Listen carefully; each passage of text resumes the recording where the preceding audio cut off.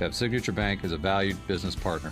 Signature Bank is looking for their next success story. To learn more about turning your business vision into reality, visit signaturebank.bank. Signature Bank, helping local businesses succeed.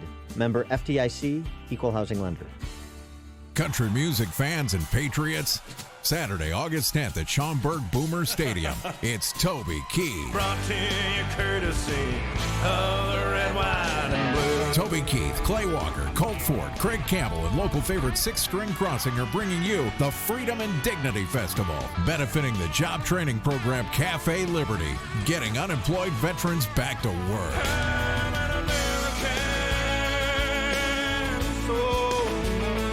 Tickets now or make a donation to support Getting Unemployed Veterans Back to Work at freedomanddignityfestival.org. That's freedomanddignityfestival.org. Made in America. A music festival that loves America, our flag, and our veterans. Made in America. Everybody stand in one place, do this right here. August 10th, Toby Keith, the Freedom and Dignity Festival. I like that groove right there because I know what's coming up. Let's make music festivals great again. You can't stop it. This hourly segment is brought to you by In the Know with Wealth Management Group, hosted by Craig Bolanos. Heard Sunday mornings at 10. This is Chicago's Morning Answer with Dan Proft and Amy Jacobson on AM 560. The Answer.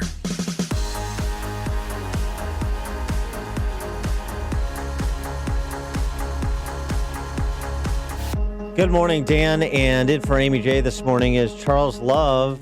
He, the co-host of Black and Right, which debuted on these airwaves on Saturday. Charles, great to have you in. Thanks for having me. Good morning. Yeah, you got to turn on your microphone there. And then, then they can hear you. All right, very good. All right, you're good. And so, of course, the big story over the weekend are the two shootings, El Paso and Dayton.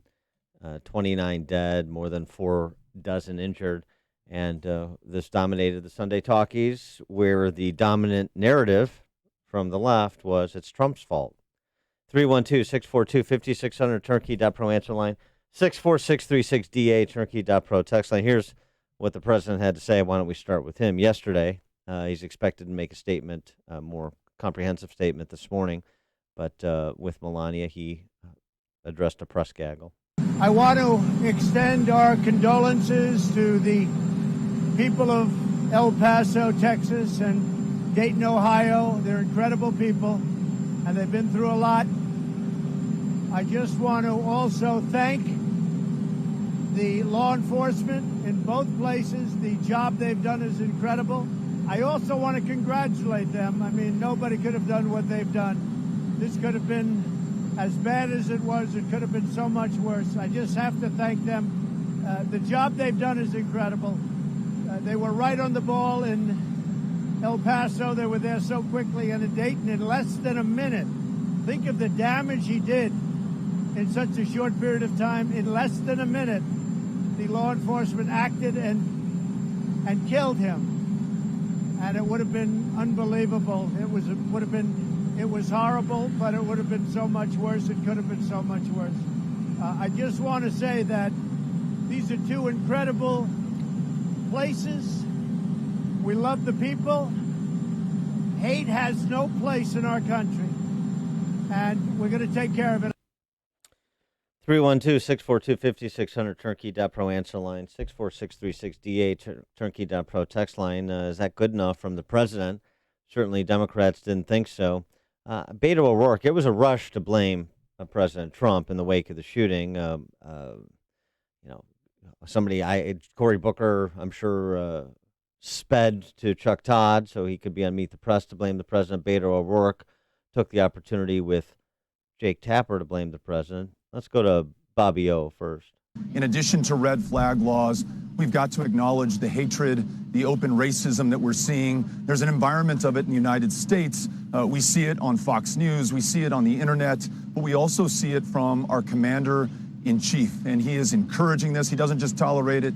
He encourages it. Calling Mexican immigrants rapists and criminals, warning of an invasion at our border, seeking to ban all people of one religion. Folks are responding to this. It doesn't just offend us, it encourages the kind of violence that we're seeing, including in my hometown of El Paso yesterday. That's Bobby, and here's Booker. We have a president of the United States who is particularly responsible. I, in my faith, have this idea that you reap what you sow, and he is sowing seeds of hatred in our country, and this harvest of hate violence that we're seeing right now lies at his feet. When you have the president from the highest moral office in our land talking about invasions and infestations and shithole countries, the kind of things that come out of his mouth that so harm the moral fabric of our nation, he is responsible. He's responsible when he has taken no action whatsoever to even condemn white supremacy, even when his own FBI is talking about this being sourcing major parts of our problem. So we have a president who is responsible, who is not taking that responsibility and is doing nothing to address the deepening crisis in our country of this kind of violence. So the president is responsible, according to Booker. Bobby O took it one step further, suggesting that the president is encouraging these sorts of mass shootings, Charles. Well, obviously everybody can do better. The president can do better, just as people. But the interesting thing is you listen to the quotes from them, both Beto and Booker, and both of them. How many things did you hear that were not specifically not true in those comments? So you're making it worse when you say that he banned all people from a religion. You're making it worse when you say that he said all Mexicans this, or you're going back to this, and you're saying we reap what we sow. So whatever you think your thoughts of the president are, you're making it worse when you're playing it up, right? So you're encouraging bad behavior in more ways than he is. So I think that's really bad. Ed in Oak Brook, you're on Chicago's Morning Answer. You know what? It's just so frustrating that a lot of people just are weak, and they shoot.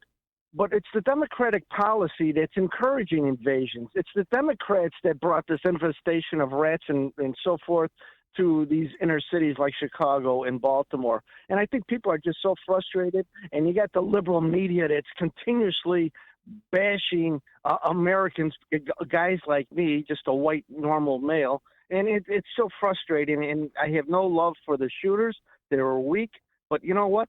I think the Democrats should start looking at themselves because they're the ones that are causing a lot of this friction unnecessarily. Thanks, Have a nice day. Thanks for calling. It's interesting, too, the focus this weekend on white supremacy. And, of course, that was the nexus to hold the president responsible for what happened. So you had one shooter, and we don't mention names here, the shooter in El Paso taken into custody, the shooter in Dayton killed by police. The shooter in El Paso had this manifesto.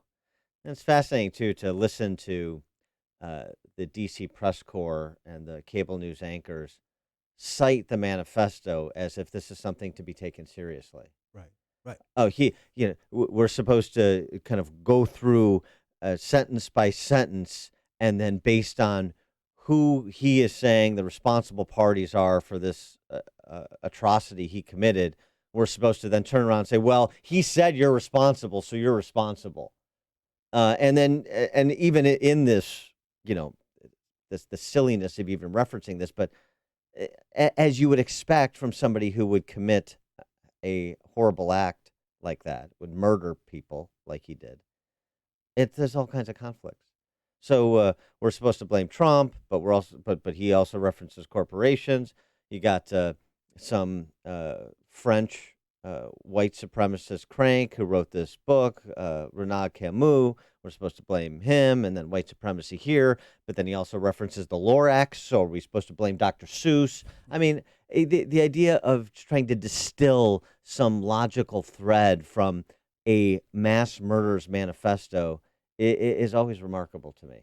Right, and it's also a problem because it's only on one side. So you pick through craziness to say what will help our narrative, what will say Trump looks bad. But then when a shooter does something for a different reason, they don't come out and say, look at what he said about Elizabeth Warren or whomever it may be. Like in Dayton. Exactly. I mean, that happened to be specific, but in any of the cases, it's like it's the shooter's fault if he doesn't reference Trump. But if he references Trump, then it's now Trump's fault. Right. And it was fascinating to watch these interviews of the likes of T-Bone and Bobby O and so Tim Ryan and so many more, not one of them asked, well, based on the standard that you're applying to Trump, then is Bernie Sanders and anybody who self-identifies as a socialist, are they the responsible party for Dayton? Because, among other things, the Dayton shooter, I want socialism, and I'll not wait for the idiots to finally come around to understanding. Right. So if we're gonna, pour over every utterance of the El Paso shooters manifesto, and then assign blame based on that, then should we not do the same in Dayton? I mean, it is insanity. What's the difference between Dayton and El Paso? Body count? So we should treat one more seriously than the other, focus our attention more on one than the other? Bill in the north suburbs, you're on Chicago's Morning Answer. Hey, good morning.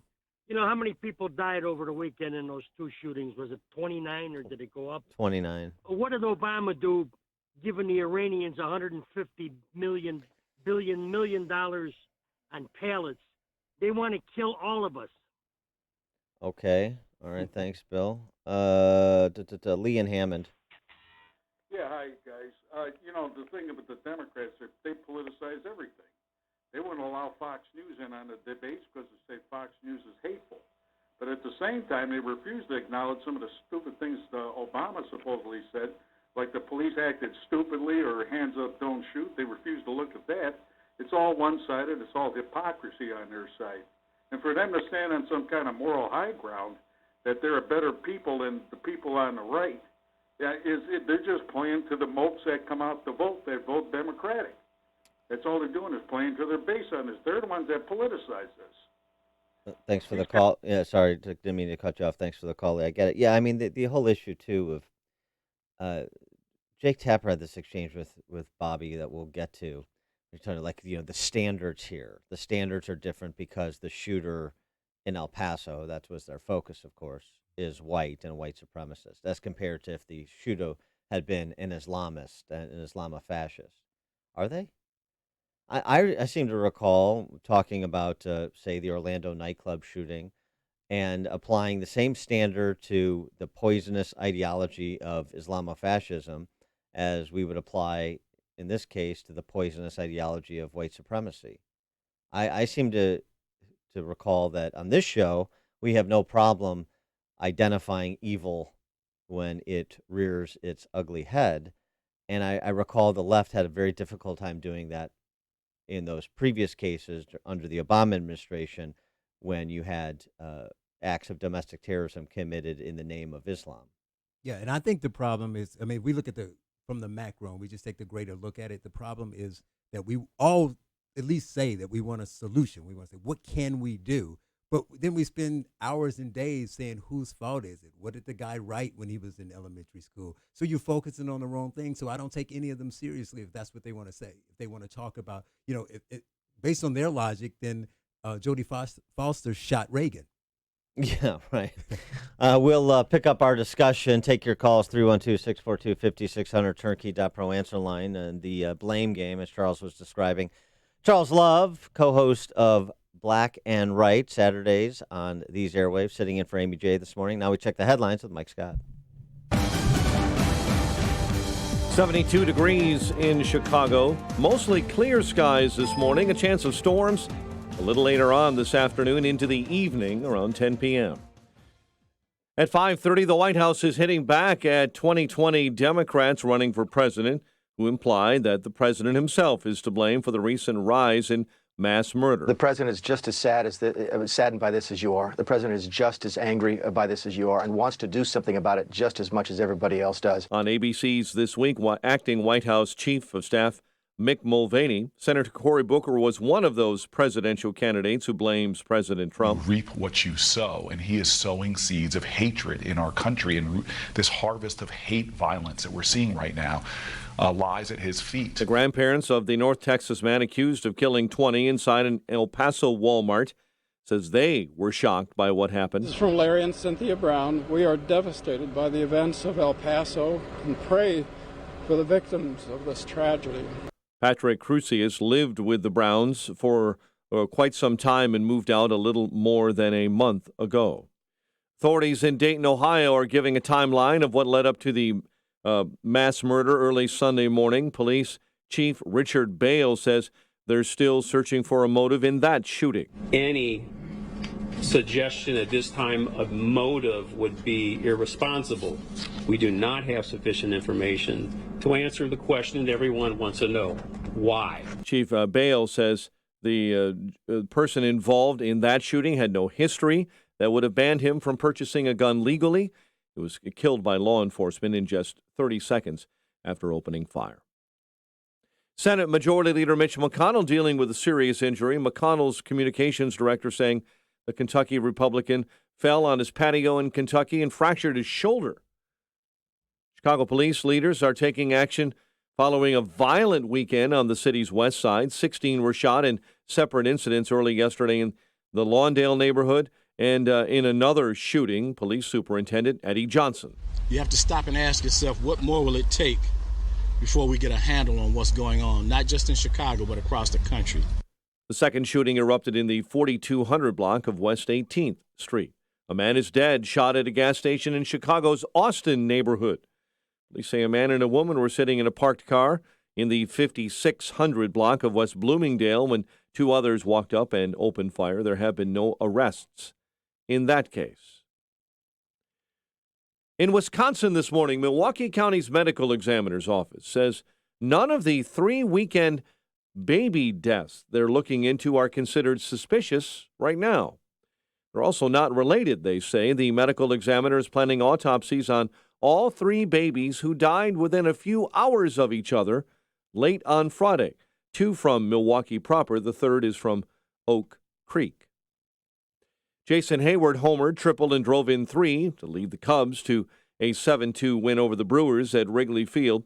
White Sox took the series from the Phillies with a 10-5 victory, and the Bears continue preparations for their first preseason game. Chicago has 3 straight days of training prepared at Olivet Nazarene University before hosting the Panthers on Thursday night. 5:33 is our time. We'll have a check of traffic and weather on the way next on AM 560.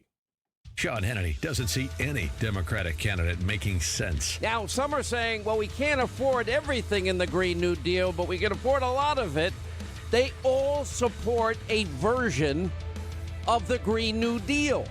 Anybody that tries to tell you that there's any moderates running for president on the Democratic Party ticket is just lying to you. The Sean Hannity Show.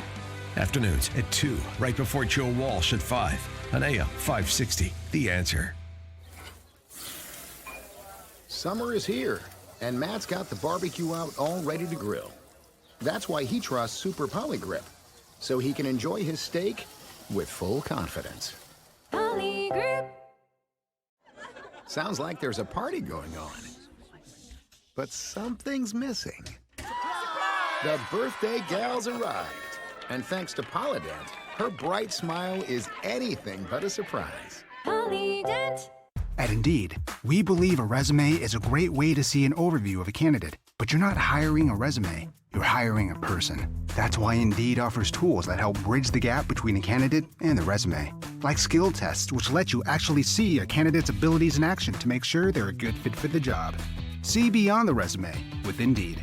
Experience Indeed for yourself today and get a free sponsored job upgrade on your first posting at Indeed.com/promo. Terms and conditions apply.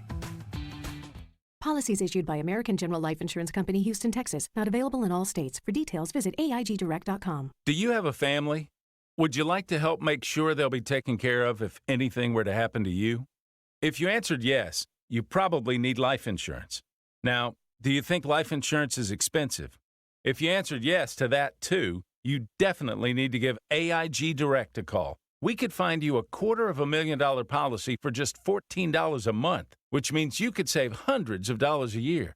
Call us now for a free, no-obligation quote. 1-800-400-6213. Since 1995, we've helped millions of people find out if they could save up to 70% on their term life insurance. See how affordably we can help you protect your family. Call AIG Direct now for your free quote. 1-800-400-6213. You could save up to 70%. That's 1-800-400-6213. 1-800-400-6213. The kids grew up so fast. Hard to believe it's been over 20 years since you were playing catch in the backyard or showing your youngest around the kitchen. Lots of memories in this house. But maybe it's time to make new memories in a house that's more suited to your current lifestyle. McNaughton Development brings all the quality, style, and upscale details you love in your current home in a custom home that better suits your present needs. You don't have to scale down and sacrifice everything you love in the home where your kids grew up. With McNaughton, you get the highest quality custom residential construction with exclusive amenities. Right now, McNaughton is building Lakeside Point of Burr Ridge. It's a community with 44 home sites in the heart of the Burr Ridge Village Center, featuring 7 refined ranch and first-floor master 2-story floor plans. You can walk to the finest restaurants and shops in Burr Ridge and enjoy maintenance-free living in a park setting with natural lake. Now, through August 31st, save $25,000 on options. To learn more about Lakeside Point of Burr Ridge and their other suburban communities, visit LuxuryEmptyNester.com. Blue Emu supports healthy muscles and joints. Blue Emu works fast and you won't stink. 537 in the AM 560 traffic center. Here's Jim Telemonte. Eastbound Indiana Toll Road, ramps to eastbound 94 and westbound 8094 are closed. With the ongoing work on eastbound 94 in that area, ramp closures are scheduled till 6 a.m. Tuesday. Winfield northbound County Farm has reopened near Geneva Road after an earlier crash and ensuing investigation. The Edens, the Kennedy look good. Westbound 190 traffic getting heavy early at O'Hare this morning with folks headed into the airport. The Eisenhower's okay. Inbound Stevenson, you've got a 2-minute delay Cicero to Kelsey. Inbound Ryan, it's about a 3-minute delay Cermak to the Fern Circle. Tollway traffic is moving well. That's traffic. I'm Jim Telemonte on AM 560 The Answer. Chicago's Morning Answer continues next. Your official Chicagoland weather forecast from the 1-hour Heating and Air Conditioning Weather Center. Sunny to partly cloudy and warm, high 89. Couple of showers, maybe a thunderstorm developing overnight. Right around 10 p.m. is when the storm should be drifting through the area. Low around 70 and a high of 83 tomorrow. Currently 70. Next news coming up at 6. Chicago's Morning Answer with Dan and Amy continues next on AM 560, The Answer. This hourly segment is brought to you by On Target Radio. From firearms and Second Amendment rights to personal freedoms and government intrusions. Listen here Sunday nights at 9. More of Chicago's Morning Answer with Dan and Amy comes your way now. And make sure to join me, Sebastian Gorka, tonight at 10. Top of the morning, Dan, and in for Amy J this morning is Charles Love. He is the co-host of Black and Right, Saturdays 1 p.m. on our airwaves here. Just launched this past weekend, and pretty good start grabbing Shelby Steele. You co-host with John Anthony, former state representative. Charles? I think the show went well for the start, and we're hoping to bring a different voice to conservatism here and talk about some issues that a lot of people don't talk about. For those who don't know, both Charles and John Anthony are African-American. Don't say that. Unhyphenated. You're black. You're Americans. Yes. You're black. Okay, fine. However you choose. I don't know. I don't know. I mean, it's like with Shelby Steele. We both went to this event that Shelby Steele talk he gave up on the North Shore, and it's like he's like he doesn't even know what he's he went through the iteration of everything he's been termed in his life. And now he's supposed to be a person of color. Yeah, we're back to colored again. And he rejects that, for all kinds of, obvious reasons of how dehumanizing it is. But anyway, just the idea of getting black conservative perspective on some of the issues of the day, both state and local, as well as federal, in this 2020 election cycle that is in full swing. It's great timing for this show, and look forward to your continued success there. Thank you. You're setting the bar high when you have Shelby Steele right out of the gate. But that's I know. Great. All right, so we're talking about these shootings over the weekend, both in Dayton and El Paso, of course, and the political blame game that was in full effect over the weekend. You've heard from T-Bone Booker. We played a little Bobby O. Tim Ryan, he had this to say. You cannot connect You cannot not connect the president of the United States and his rhetoric. I read that manifesto this morning a couple of times, and the language in there is so similar to the kind of language that you hear at a Trump rally, you see in his tweets. And the president isn't just speaking to, really smart people who are stable at his rallies. He's speaking to the lowest common denominator, to where this jackass gets in a car and drives 10 hours to go kill Latinos and Hispanics and Mexicans, mostly Mexicans. I mean, he's creating a culture and an environment in which this stuff keeps happening. Mm-hmm. Congressman Tim Ryan, one of the Dem presidential aspirants, he was on with Jake Tapper, as was Bobby O, Cory Booker on Meet the Press, saying the president is, in no uncertain terms, the president is responsible for the El Paso shooting, because that's what they were sort of singularly focused on, even though you had this shooting that was happening in real time on Sunday in Dayton. And then you had response. You heard President Trump's statement on the tarmac as he and Melania were traveling. He will be offering a statement this morning. Mick Mulvaney, his acting chief of staff, went on Meet the Press to respond to the assertions by Cory Booker, amplified by Chuck Todd, that the president is responsible. Bobby O'Rourke taking it further and saying not only is he responsible, he's actually encouraging mass shootings by white supremacists. Mick Mulvaney. Don't accept the fact that the president's rhetoric has been a contributing factor at all. I blame the people who pulled the trigger, Chuck. Goodness gracious, is someone really blaming the president? These people are sick. And until we address why people think this way, this young man, by the way, let's say this, be clear, we know nothing about the shooter in Dayton, so we're talking now about the shooter in El Paso. You're talking about the El Paso shooter, sir. That's exactly right. This was a sick person. You can go and read the things that the person wrote, by the way, now available to the world on social media, making the person famous. By the way, if you do read that, what you say, he's felt this way for a long time, from even before President Trump got elected. So, but again, why aren't we trying to figure out a way to bring the nation together this morning? Well, that's my question for you. What is the president doing? It's the president's fault. But in fairness, Mr. Mulvaney, the president has spent the last month on Twitter stoking racial resentment in different ways, and you can try to rationalize that he was speaking about specific incidents, but taken together, these sick people, as you're describing, they hear what they want to hear. Does the president not have a responsibility to speak with a higher moral clarity when it comes to violence, a higher moral clarity when it comes to refugees?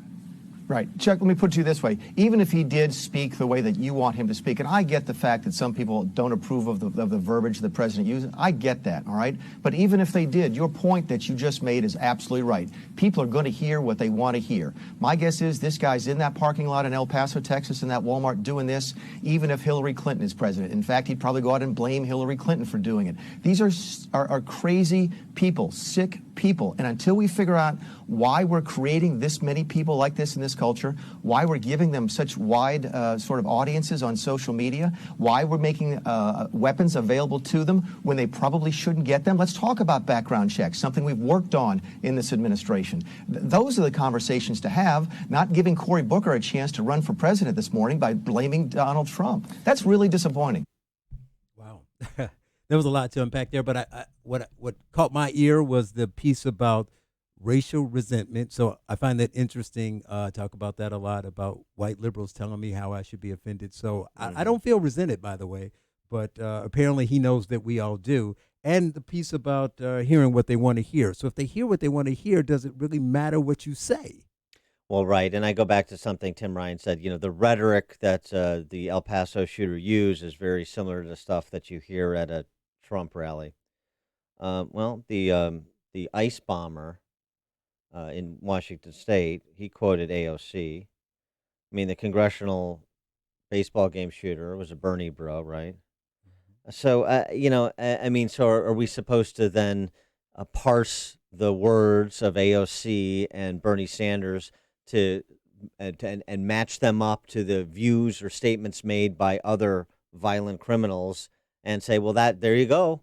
There's the connect. So Bernie's responsible for the baseball shooting, and AOC is responsible for the ICE bombing, and just continue. And Elizabeth Warren socialism. The Dayton shooter mentioned wanting to vote for Elizabeth Warren.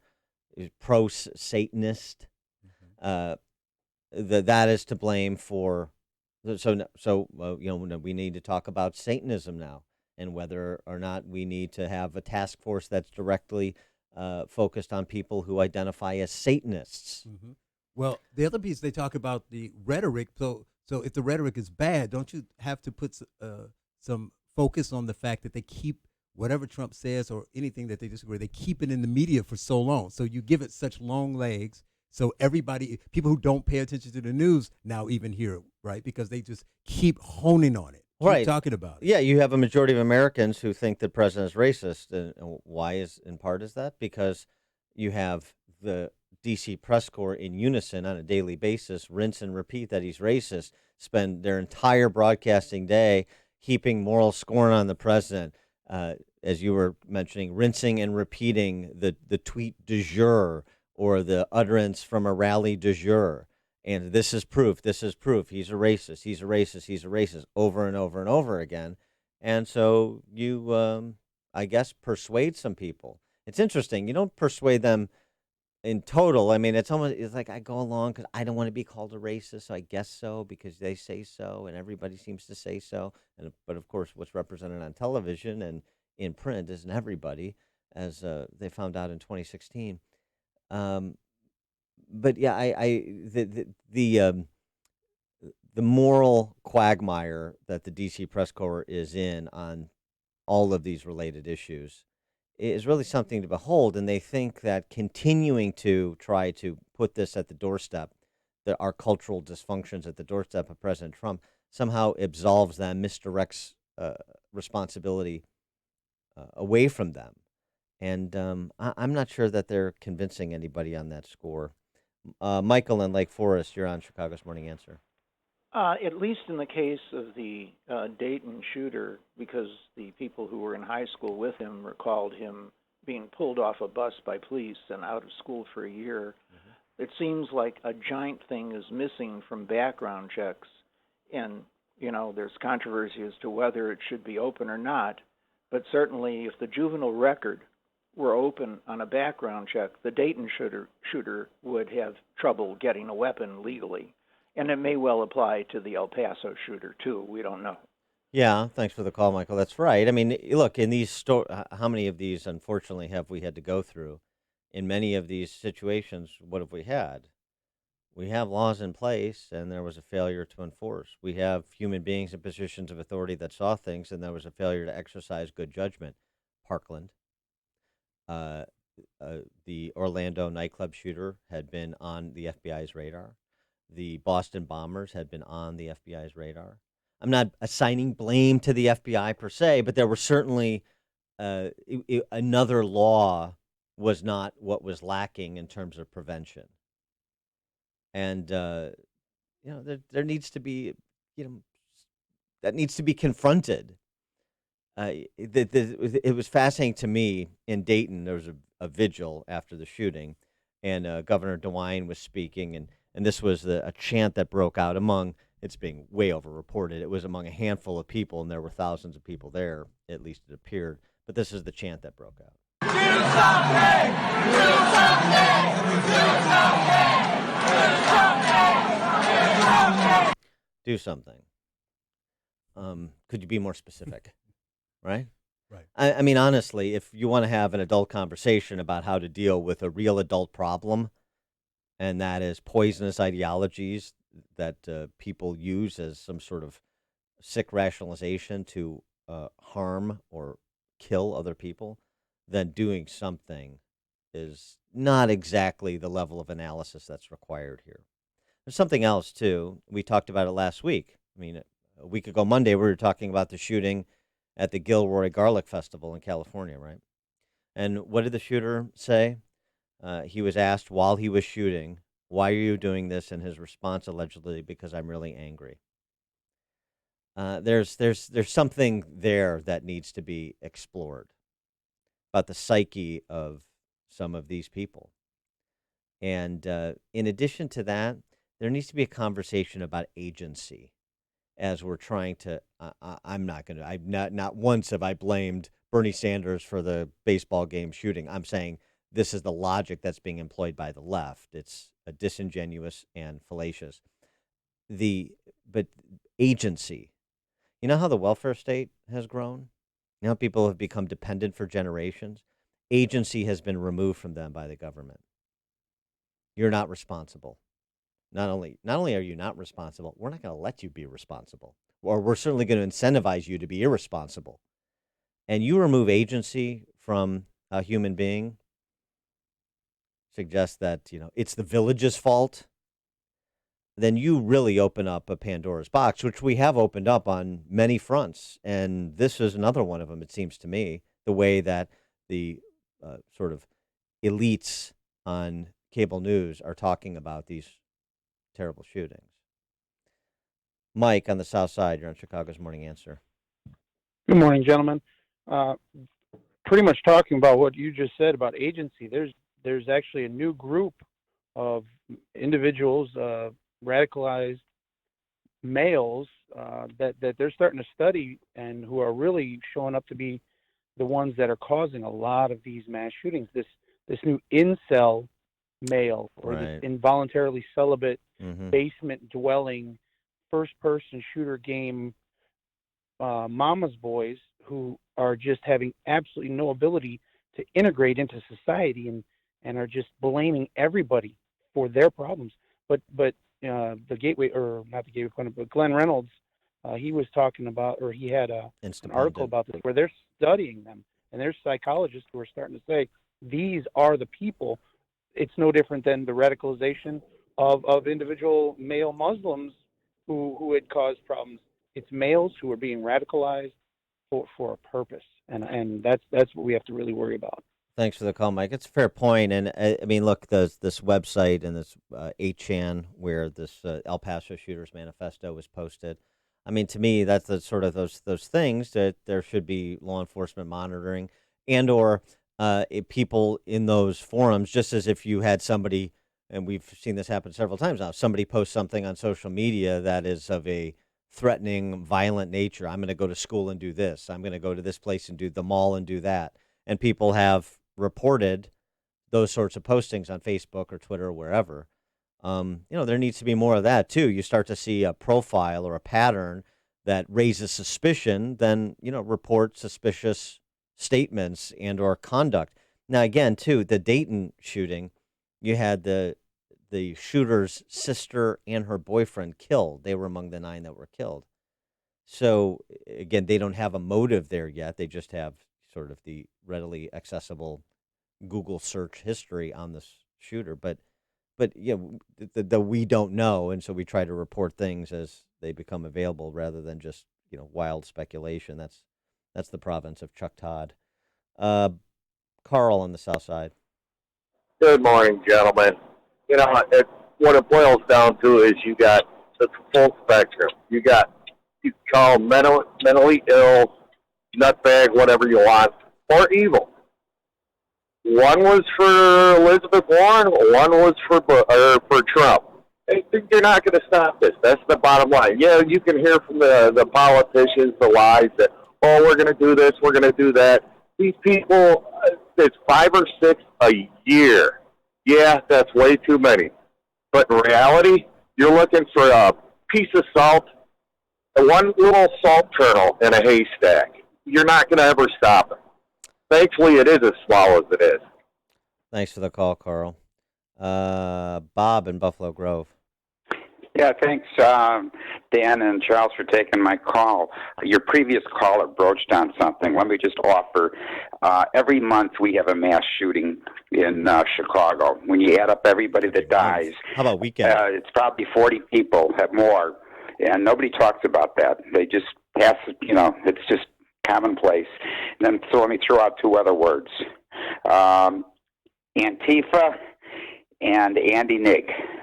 Andy No, right. Thanks for the call, Bob. Andy No, who's nobody has been arrested for beating up Andy No on the streets of Portland with respect to Antifa. But, Charles, we were talking about that on the break this weekend. What are the numbers for Chicago violence? I think it's 53 shots, 7 killed, total of 60.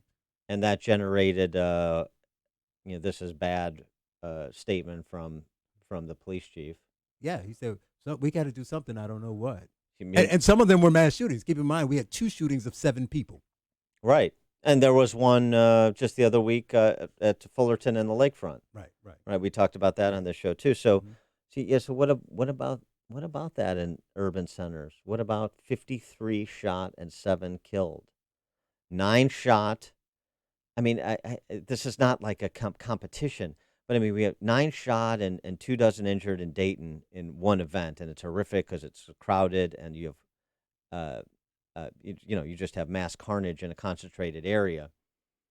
But so in terms of morally, in terms of a problem to be solved, something to devote our attention to, how do you talk about that and not talk about 7 and 53 in Chicago over a weekend? Right. On a regular basis. On a regular basis. You've made the switch, and it feels so good. You switched to Chicago's Morning Answer on AM 560. The Answer. It's always a better experience when you can develop a personal relationship with a business, especially something as important as the marketing and branding of your business materials. At Automated Companies, they take the time to give you personalized service and recommendations to ensure your requirements are met and exceeded. Automated Companies is the only name you need to know for all your marketing and branded materials, like custom printed t-shirts, business cards, stationery, graphic design, embroidered apparel, and branded promo items. A customer came to us frustrated and disappointed with materials printed by an online company. Nothing was consistent. The colors were off and the quality varied from piece to piece. They needed our help fast. We were able to get their order into production and guarantee we would deliver the product on time for their event. Since then, they have become a loyal customer and recommend Automated Companies to their customers. Automated Companies supports AM 560's golf charities. Contact them at 630-887-9811 or automatedcentral.com.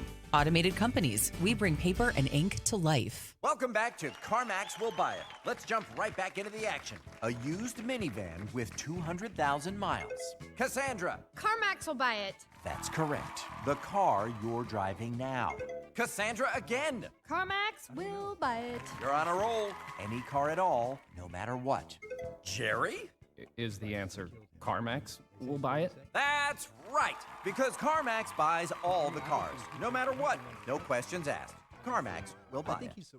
Signature Bank is Chicago's fastest growing independently owned business bank. It's a bank where relationships still matter. Signature Bank knows your name and your story. I'm Dan Proft, and I know this because Signature Bank is my business bank. I'm Amanda Zanger, owner of Black Industrial and Safety Supply in Hammond, Indiana, and a business customer of Signature Bank. Prior to owning my own business, I worked for a major financial institution. So when it came time to finance the acquisition of Black, I approached a big bank, only to receive a solid no. That's when Signature Bank stepped in. With Signature Bank, the process was different. Signature provided creative financing options that enabled me to purchase Black and continue to grow the business. Thanks to Signature Bank, Black Industrial is able to continue serving Fortune 500 industry fabricators and contractors with tools and safety supplies as we have since 1893. Signature Bank is looking for their next success story. To learn more about turning your business vision into reality, visit signaturebank.bank. Signature Bank, helping local businesses succeed.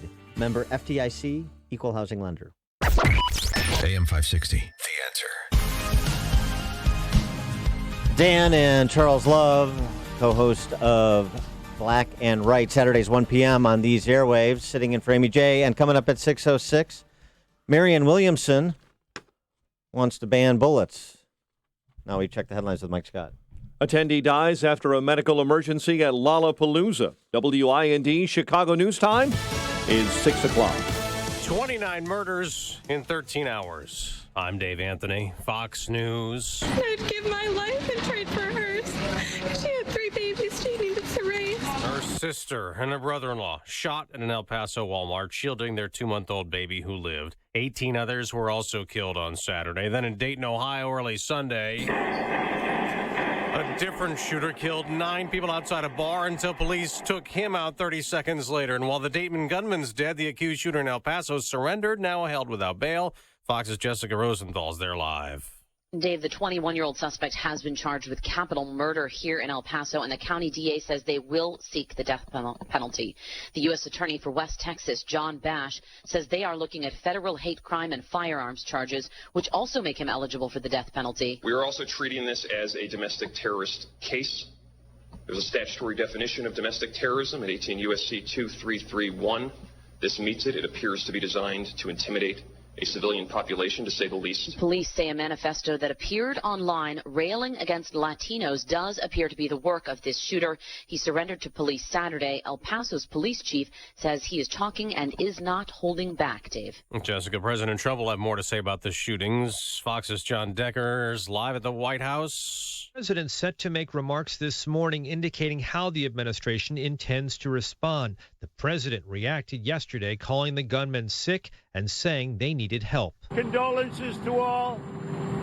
We have to get it stopped. This has been going on for years and years in our country. We have to get it stopped. While authorities confront the growing problem of domestic terrorists, a bipartisan group of lawmakers in Washington are calling for new gun control measures. Dave? And John, the president just tweeted Republicans and Democrats have to come together to get strong background checks. This is Fox News. Partly cloudy this morning, 70 degrees at 6:02 on AM 560. The Answer. Good morning. I'm Mike Scott. After shootings around the country, Dayton, Ohio, and El Paso, Chicago's police leaders are being called to take action following a particularly violent weekend on the west side of the city. 16 were shot in separate incidents early yesterday in the Lawndale neighborhood and along the 4200 block of West 18th. Police Superintendent Eddie Johnson called the violence in Chicago unacceptable and disheartening. You have to stop and ask yourself, what more will it take before we get a handle on what's going on, not just in Chicago, but across the country. Meantime, a man is dead, shot at a gas station in the Austin neighborhood.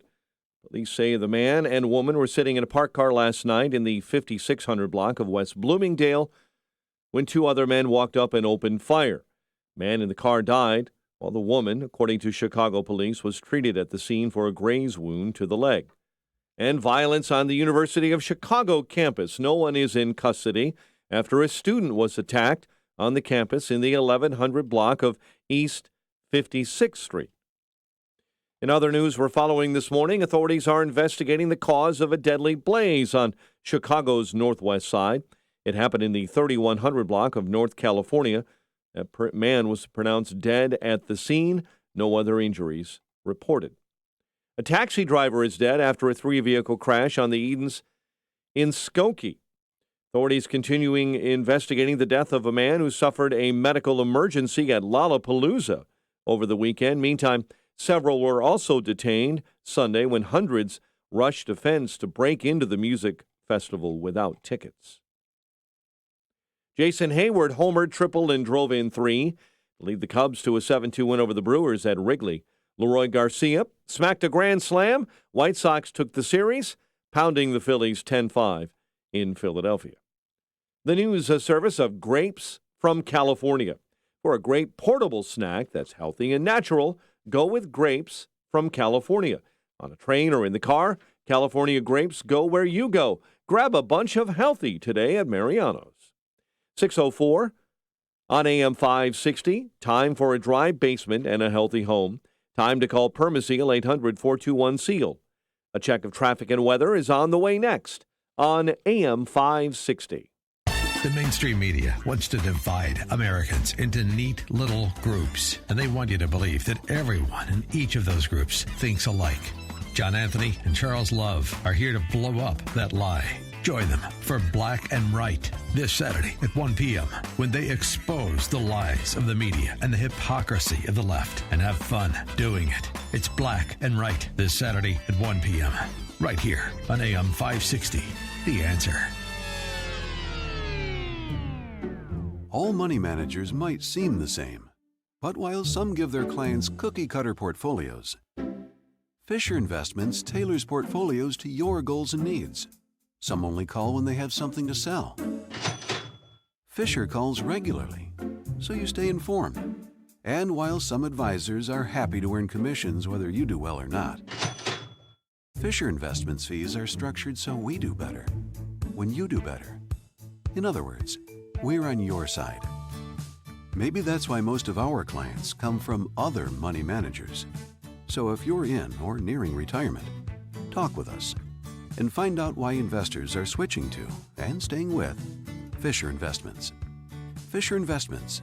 Clearly better money management. Investments in securities involve the risk of loss. Visit us at FisherInvestments.com to find out what we can do for you. Is your old AC a clunker? Does it clunk, leak, or make weird noises? Could be it's on its way out. Luckily, the highly trained techs at your local 1 Hour Heating and Air Conditioning will replace your AC with new top-tier equipment. And isn't that what you want to hear? Right now, get big savings on a complete cooling system. Call 855-1-HOUR. Your comfort is just a call away. Call 1 Hour. Terms and conditions may apply. Call for details. Independently owned and operated. Licensed in the respective state or county. For more than 50 years, Mueller CPA, a certified public accounting and business advisory firm, has been serving clients in Chicagoland. Dave Nissen, Mueller's managing partner, is here to explain Mueller CPA's history, journey, and opportunity. Thanks, Dan. Our firm was started by Al Mueller as a one-person CPA firm in 1968. Through growth and partnerships, Mueller CPA has blossomed from a regional firm to an organization that provides services worldwide. Mueller is a reflection of our years of listening and caring for our clients, and we would not be here today if it wasn't for our professionals and support personnel. We value the human side of our business and recognize it as being the most important element of our success. We are growing, we are hiring, and we welcome your interest in our firm.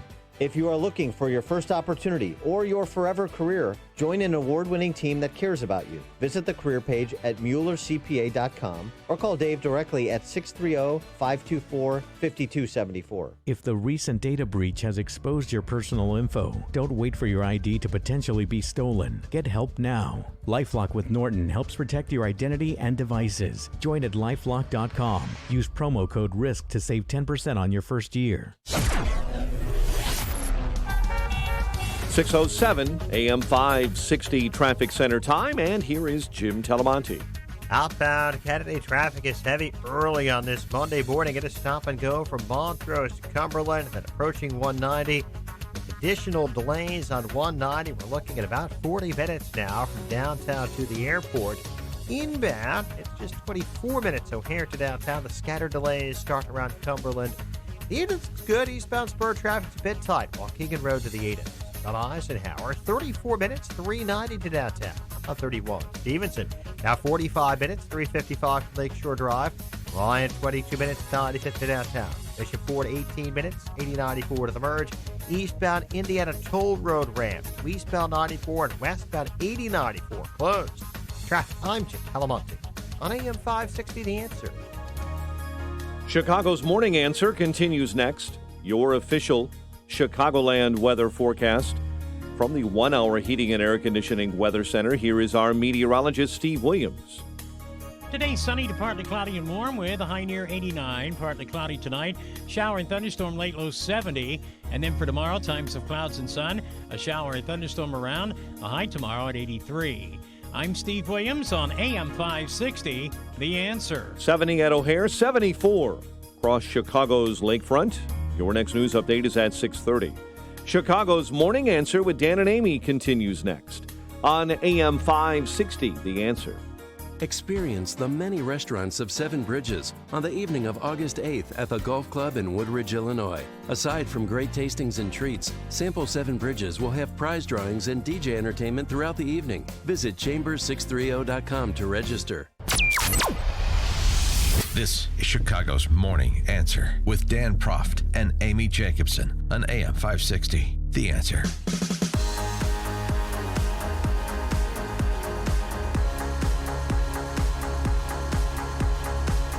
Top of the morning, Dan, and in for Amy this morning is Charles Love. He is the co-host of Black and Right, Saturdays 1 p.m. on these airwaves, along with former State Representative John Anthony. Charles, great to have you. Thanks for sitting in. I think I'm awake now. Thanks for having me. Yeah, exactly. It takes the first hour. You sort of sleepwalk through the first hour, and then you pick it up. Exactly. So, all right, we were talking about these terrible shootings over the weekend, of course, and Probably the best representation of the left's position on it was offered by Bobby O'Rourke. It is the El Paso shooting, of course, would be his former district. And he was on with Jake Tapper blaming Trump and tweets and bullets. Pretty obvious to me and anyone who's listened to the president and will look at the facts that his anti-immigrant rhetoric, not just the things that I cited, but calling asylum seekers animals or an infestation. Now, you might describe a cockroach or termites as an infestation, something less than human. You might hear someone in the Third Reich describe a given people based on their characteristic as an infestation or subhuman. But that's what the president of the United States is doing right now. And it's not just with Mexican immigrants, conflating Congresswoman Ilhan Omar with the terrorists from 9/11, encouraging that chanting in North Carolina of send her back. Let's not mince words right now. This president is encouraging greater racism, and not just the racist rhetoric, but the violence that so often follows. This shooter in the manifesto cites in part for his inspiration the shooter in Christchurch, New Zealand, who cites Donald Trump as his inspiration. So you play 6 degrees of Trump to assign blame to him, number one. Number two, the continued misrepresentation, well, just outright lying about the words that were used and in which direction they were used. He didn't refer to asylum seekers as animals. That never happened. That is a lie. He referred to MS-13 gangbangers in this country illegally as animals. And, like the animals who were responsible for more than half a dozen murders in L.A. that were just rounded up in the last couple of weeks by the L.A. County State's Attorney's Office. That's who he's referring to. It's just so tiresome. It's very similar to he referred to all Mexican immigrants as criminals, rapists, and murderers. It never happened. That's not true. Yeah, and in that short soundbite, Beto O'Rourke found a way to squeeze in the Third Reich, and Third Reich, yeah, right, and to say that Trump tried to link Omar to an act that she didn't do, while he was trying to link Trump to an act he didn't do. Yes, yeah. He is unbounded by his hypocrisy. There's no question. And then Jake Tapper tried to help him out.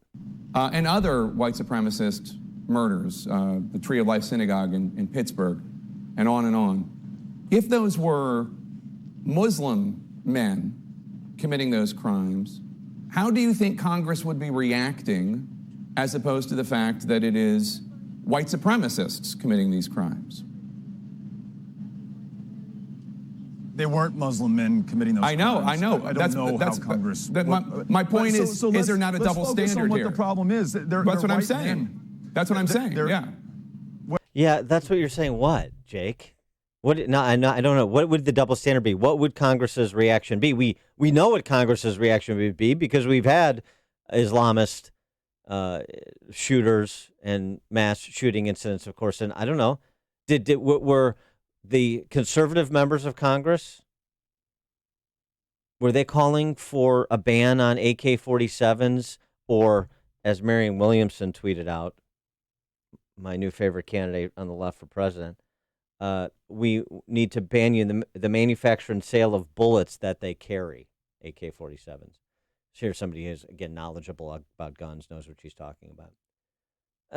Did that happen after the Pulse nightclub shooting? More gun control, was that what conservatives were saying? No. Even though the shooter was an Islamofascist, basically. So what did we say? So I don't understand what the supposed double standard is. It was evil what this white supremacist did in El Paso. It was evil what that Islamic supremacist did in Orlando. That's consistent. It seems to me it's the left that has a hard time with their consistency when it comes to calling evil for what it is, depending on the political sensitivity of it, as well as the policies that should be pursued depending on who the target is, rather than on what the behavior is. Seems to me there's the inconsistency. So I don't know what the hell Jake Tapper's talking about. And neither did Bobby. He was just waiting for his turn to, string Trump and white supremacists together again. Now, when the president speaks this morning, I hope he will speak with moral clarity on the issue and call this evil for what it is. And he did so yesterday in a brief statement that he made prior to a more formal statement he's going to offer this morning. Right. And I think that the question should be, if Robert Francis wants to know what would Congress do if it was a Muslim, then we have to ask him, well, what would the left and the people who are blaming Trump do if it were a Muslim? That would be interesting, too. What would they do? They would find a way to twist the rhetoric. Like you said, it's not consistent. They would not say the same thing. They would be saying, well, let's not blame all Muslims, which you shouldn't do. Right. But nobody was. Right. But they would say, but all of a sudden the rhetoric would change, right? They would stick on guns, but I'm talking about who they would blame. Now they're blaming Trump. But if the person literally said, I did this because AOC told me to do it, they would be running to microphones to say, please don't blame AOC. What about the rhetoric, too? The sort of guilt by association game. Some of the rhetoric coming out of the left with respect to white privilege and white men are this and white men are that. I mean, if to borrow on Jake Tapper's attempt at reasoning, if this was directed at a Islamist person or a group of Muslims, we would say that's Islamophobia. We say that is creating a climate of hate, and it's radicalizing people that are being marginalized by the rhetoric directed their way. So, I mean, when Maureen Dowd writes this piece this weekend, Requiem for White Men, where she talks about observations from her colleagues, how much higher the bar is for white guys these days to be a leading candidate on the left for president, for example, or just the denigration of non-college educated whites because they're Trump voters. They're all racist. They're the problem. The sort of dismissive attitude towards whites, in particular in rural areas, that we've seen from the left recently. You know, the real problem is these rural whites who are complaining about this, complaining about that, voting for Trump. You know, they're the real problem with respect to welfare state dependency, opioid abuse, and the like. That demographic that's seeing their life expectancy actually decline. So I'm not making excuses for hate mongers or criminals. I'm suggesting that this is what they would be doing because we've seen them do it previously when it was an individual who had an identity profile that they are sympathetic to. When it's an individual that they have that has an identity profile they're not sympathetic to, then it's what you're hearing over the weekend. I'm a little confused, though. So are you saying that if you say that race is the primary determinant in how someone behaves, that's in fact racist? Is that what we're saying? That's interesting. Yeah, right. Exactly. Yeah, exactly. Isn't it? I mean, they're so, but this is the whole intellectual poison of identity politics. You just run you don't walk yourself. You sprint yourself into philosophical corners from which should be no escape, but somehow they escape nonetheless. David and McCook, you're on Chicago's Morning Answer. Good morning, gentlemen.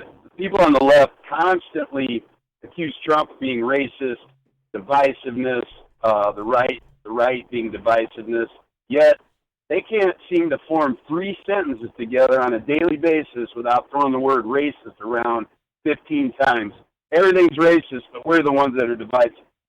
Right. Thanks for the call, David. Right. And white men are the problem. I mean, in no uncertain terms. And this is, college campuses are awash in this. New York Magazine, this is for deep thinkers. Madeline Aguilar writing, A Guide to All the Indistinguishable Men Running for President. Under a picture of Steve Bullock. This is Maureen Dowd recounting this, by the way, in the column I just mentioned, Requiem for White Men.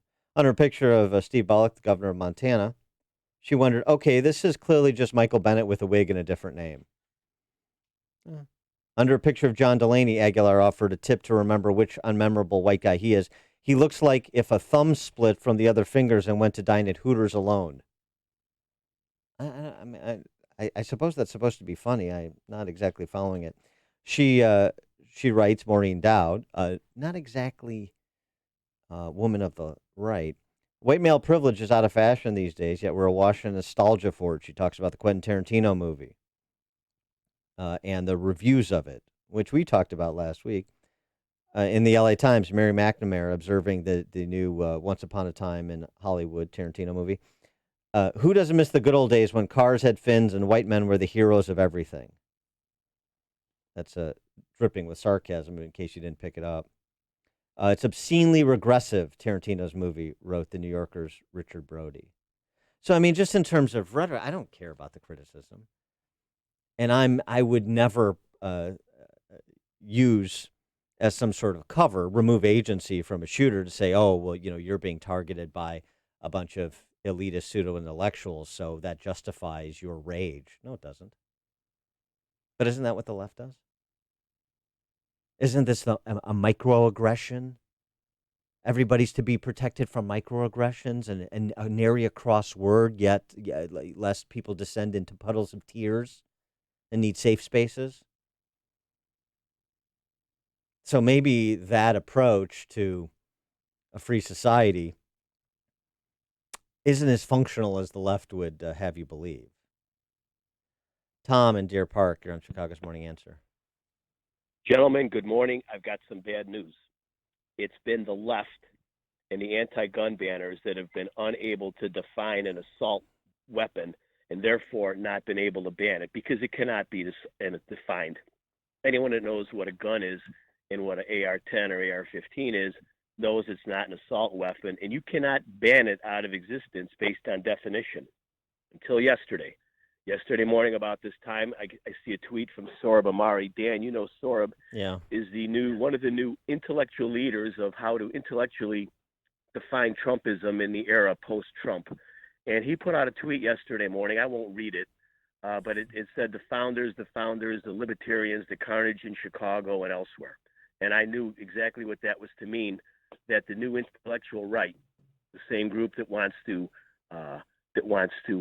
run our trade policies, that is in favor of tariffs, that wants to enforce what the big tech agents are doing.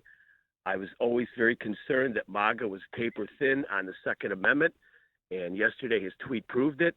And then at 11:30 last night, they put out the front page of today's Rupert Murdoch-owned New York Post, and they're going to start moving public opinion on not just the left because they're there, but now on the right for the banning of the AR. Now, again, they can't define it, they can't describe it, but they want to ban it, and they also mention Elizabeth Warren's name in the article. So it's a very, very bad day for the Second Amendment and for people that believe in the right to own and enjoy firearms. Yeah, thanks for the call, Tom. I would holster the fatalism, at least until you hear from the president and see what the president is inclined to do on that topic.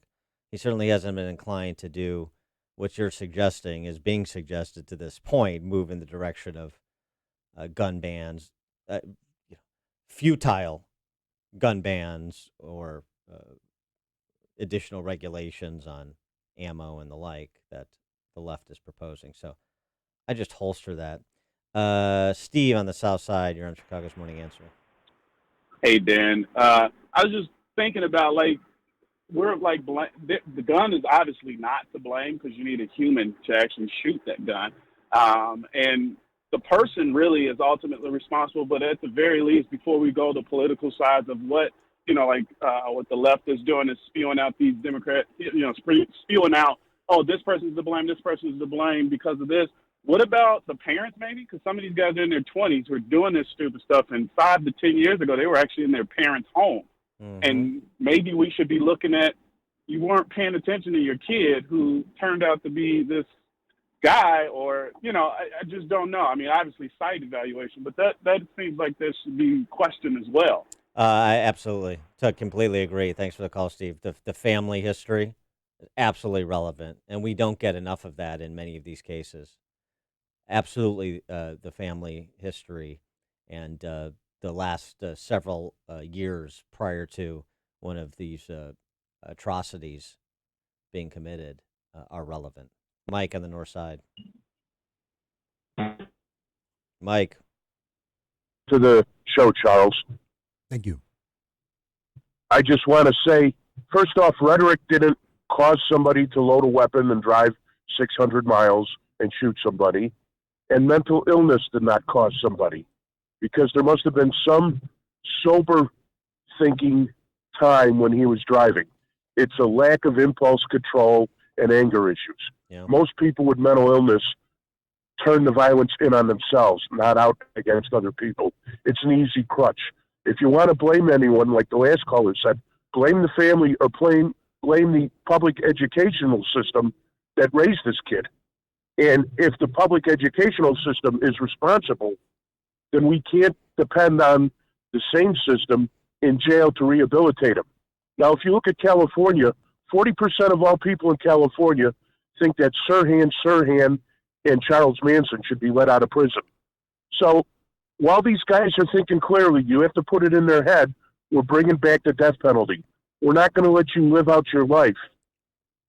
Yeah. If you do. Well, thanks for the comment. Yeah, right. They're going to move for the death penalty in El Paso. I mean, I think that's already been announced. Okay. Yeah. Agency. Right. If this is about anger and violence and lack of restraint, which I think is a big part of the conversation that's not had, then I'm not blaming systems, even systems that are failing. And it's the same thing. Texas Lieutenant Governor Dan Patrick and House Minority Leader Kevin McCarthy were on the talk shows this weekend talking about violent video games. There's just not really any academic research to back up the claim that there's a nexus, and you have to address the issue that actual psychiatrists like Theodore Dalrymple have raised. Well, obviously there's millions upon millions of boys that play violent video games. You just had a Fortnite tournament where some kid won $3 million, and 99.9% of them are not engaged in any sort of violence. I don't know that gets there.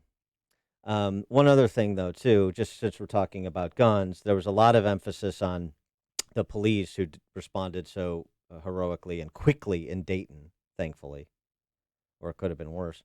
Not enough to the story of El Paso. Glenn Oakley, he was in the shopping mall when the shots rang out. And this is what Glenn Oakley, who, by the way, is a member of the 1st Armored Division out of Fort Bliss military. This is what he describes and what he did. A little kid runs in and talking about active shooter in Walmart, but being the guy that works there, we're just like, he's a kid, so we didn't believe him. So I walk out the mall, go to Foot Locker. I hear, pop, pop. I got my lights carried, so I pull my gun out. And I just started to hide, and they closed the Foot Locker. And some people in there, they were so scared, they just lifted the cage, and they just dipped. So I ran with them, and I just tried to make my way to the parking lot. And I see a whole bunch of kids just running around, without their parents and stuff. So I got my bag in my hand. I'm trying to pick them up as many as I can, just run out. But they're so anxious, they're choking out of my hand. So ain't much I could do for the kids. So I just made my way out. And when I got out, I guess one of the cops thought I was a shooter or something. So I had to show him my clip and stuff, show him it was the full. I got my license carried. He said I was fine. Go out. I called a friend, told him to come pick up my gun. And I'm here now, but it was just a whole bunch of kids up in there. I'm sorry, I'm shaking. But it was a whole bunch of kids in there. And I just hope nothing happens to the kids, because they were out their parents and stuff. I tried to pick up as many as I could and bring them out with me. So again, as always, these situations, you have heroic actions taken. So this guy draws his legally owned gun and runs to all these kids that are wandering around without their parents near that Walmart, clearly, and just try to get as many to safety as he could. There's also the story out about after the carnage, you had El Paso hospitals put out an urgent need for blood donors, and the blood donors at the locations that were taking blood to help with the injured line around the block immediately. And that wasn't black or white, and it wasn't Republican, Democrat, it's people responding. So the sort of the sickness of having to force this into a political binary these horrific events, it frankly runs counter to how most people are processing them. I think most people are processing them and responding to them the way that that gentleman did, the way that the blood donors did, and I think a lot of what they hear from the D.C. press corps is just to be dismissed as white noise, and probably they're making a better judgment call than our so-called political leaders. All right, coming up, we'll pick up our conversation on this topic, take more of your calls, 312-642-5600, turnkey.pro answer line. Now we check the headlines with Mike Scott. 70 degrees, partly cloudy skies, 6:31. European banking giant HSBC is cutting thousands of jobs after CEO John Flint announced his resignation. It was a surprise announcement reported in the Wall Street Journal. Only 18 months after Flint took that job, the cuts could impact as much as 2% of that bank's workforce. Asian and European markets have been strongly down on that news. And ahead of today's trading, U.S. stock futures are down ahead of the opening bell. President Trump will speak about the deadly mass murders this weekend, yesterday, before returning to the White House.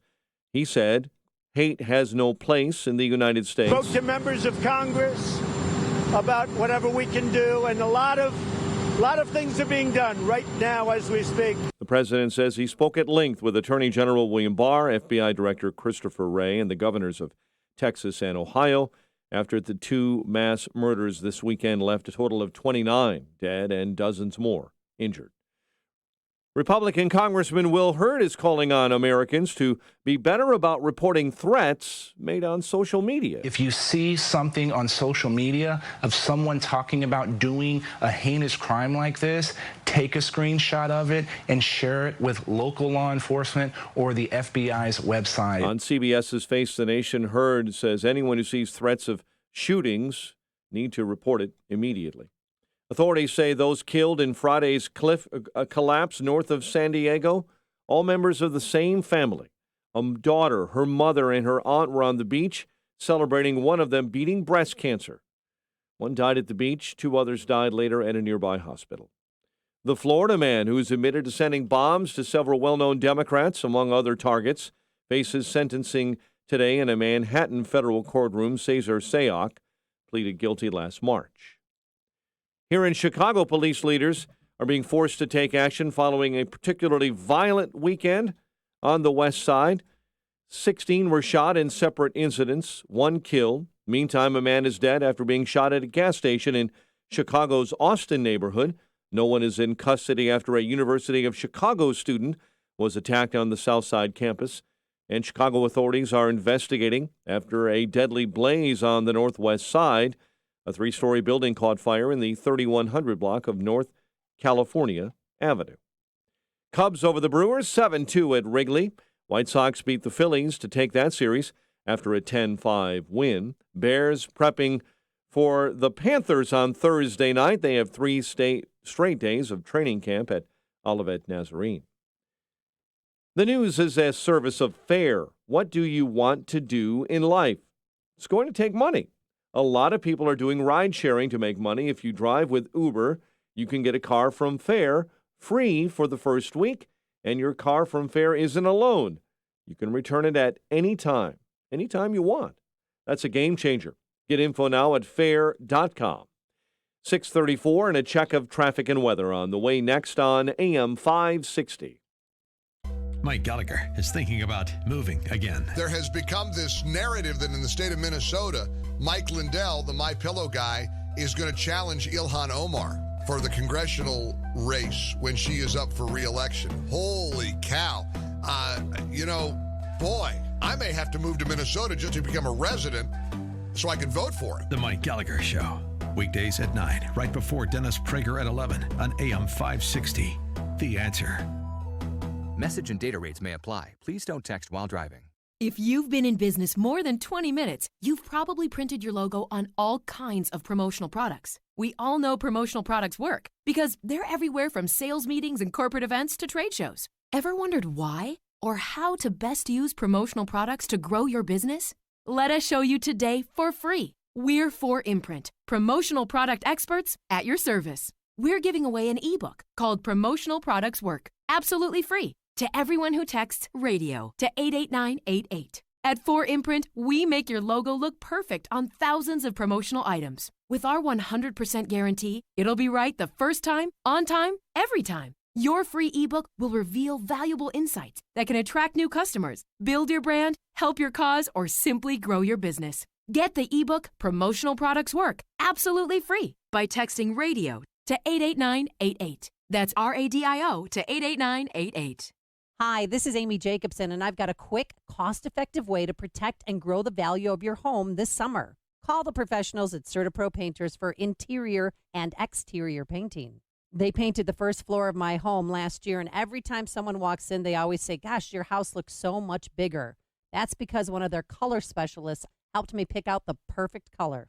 So boost your curb appeal this summer with a fresh coat of paint while protecting it from the heat, storms, and insects.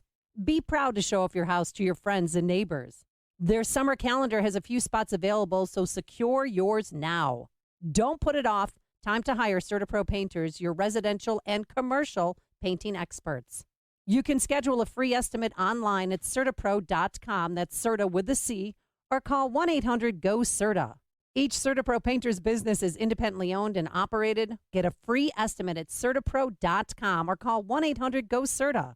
CertaPro Painters, we do painting, you do life. Balance of nature, changing the world one life at a time. I have been plagued with esophagus acid, and it burns the esophagus. I've had it for 30 years, and I've had doctors give me prescriptions for it and everything. I never got rid of it. I've been on the Balance of Nature for about 3.5, 4 months. It is completely gone. I didn't even notice it. But it has to be the Balance of Nature because it's the only supplement I'm taking. And I just wanted you to know that because it's made a world of difference in my life. I just wanted to let you know. Experience the Balance of Nature difference for yourself. For a limited time, all new preferred customers will receive an additional 30% discount and free shipping on your first Balance of Nature order. You will also receive an extra $10 off on any additional set of fruits and veggies you purchase. This summer special will expire, so don't wait. Call 800-2468-751 or go to balanceofnature.com and use discount code Chicago. It is 6:38. Let's get an update on the roads. AM 560 traffic center time. Here's Jim Talamonte. 8094 westbound at Torrance. There's a crash reported. Indiana Toll Road eastbound. Exits to eastbound 94 and westbound 80 and 94 closed. Road work on eastbound 94. The ramp closure is scheduled till tomorrow morning. Eden's 20 minutes like Cook to Montrose. Kennedy, 28 minutes O'Hare to downtown. Outbound, it's about 40 minutes. The jam from Central to 190. Delays continue into the airport area.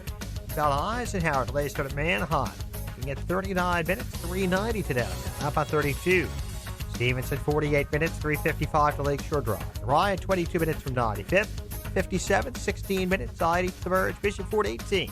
That's traffic. I'm Jim Talamonte on AM 560, The Answer. Chicago's Morning Answer continues next. Your official Chicagoland weather forecast from the 1 Hour Heating and Air Conditioning Weather Center. Sunny to partly cloudy and warm, high 89, currently 70. Next news coming up at 7. Chicago's Morning Answer with Dan and Amy continues next on AM 560, The Answer. This hourly segment is brought to you by Retire Chicago. Tune in Saturday mornings at 8 to Retire Chicago with John McNamara of McNamara Capital. Some call me the sage from South Central. Others call me the czar of common sense. But you can call me Larry Elder. And you're invited to join me tonight, starting at 7, right here on AM 560, The Answer.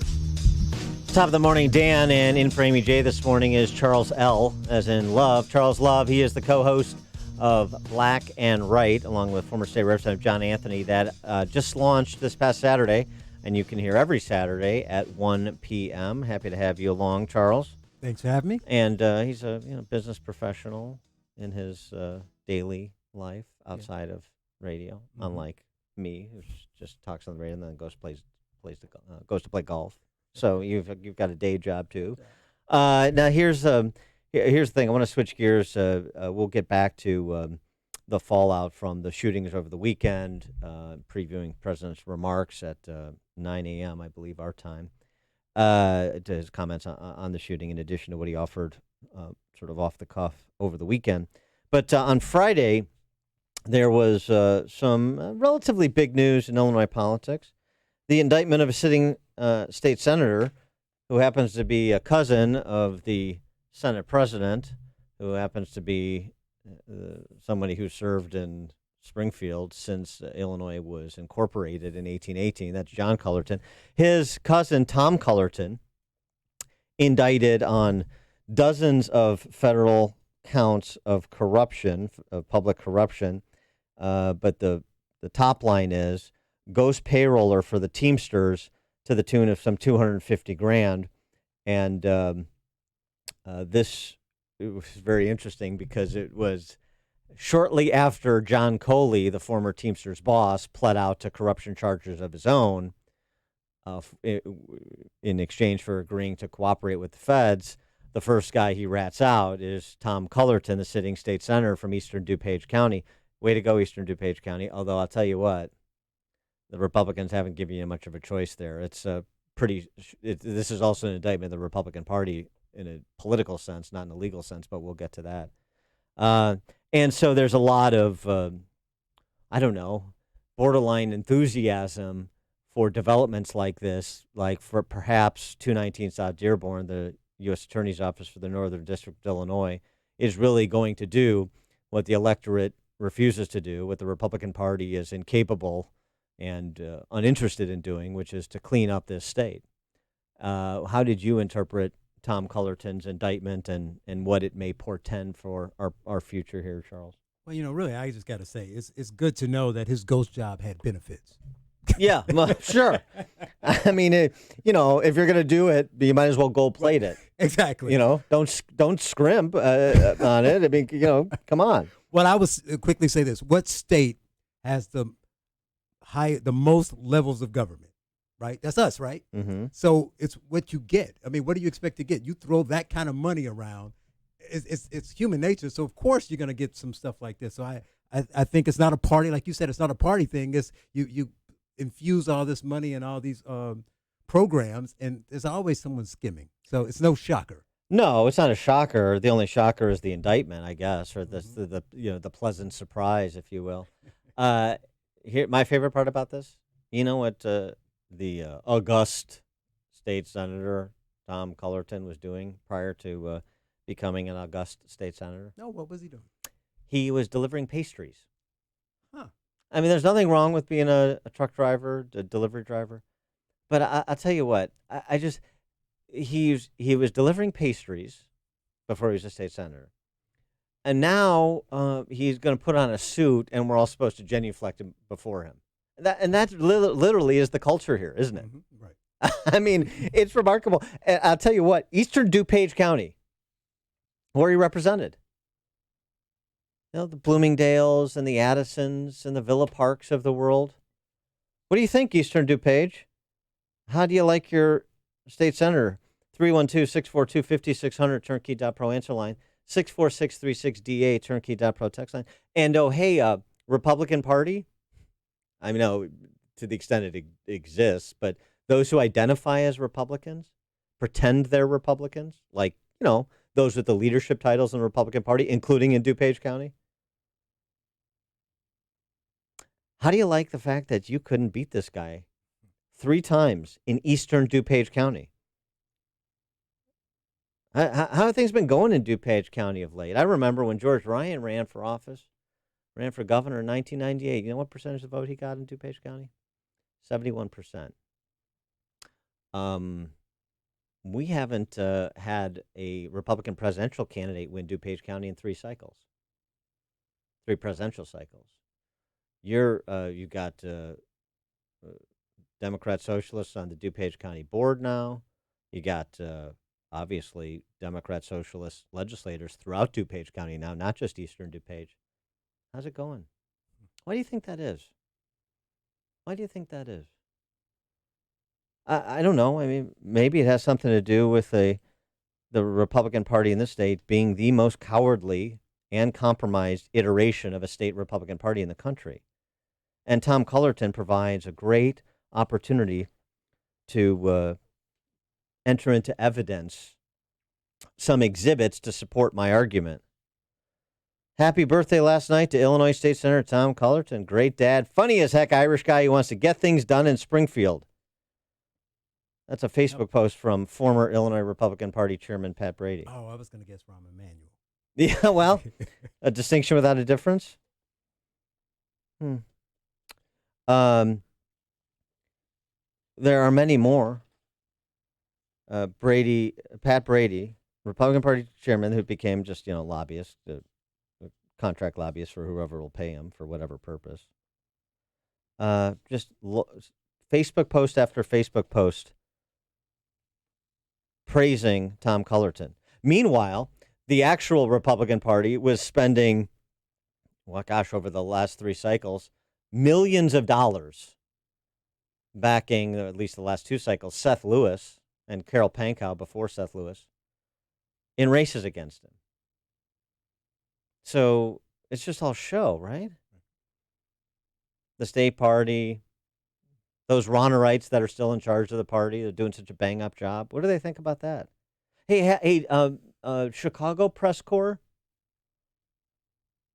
did you run to Pat Brady for a comment on his buddy Tom Cullerton's indictment? Great guy that he is, great legislator, getting things done in Springfield.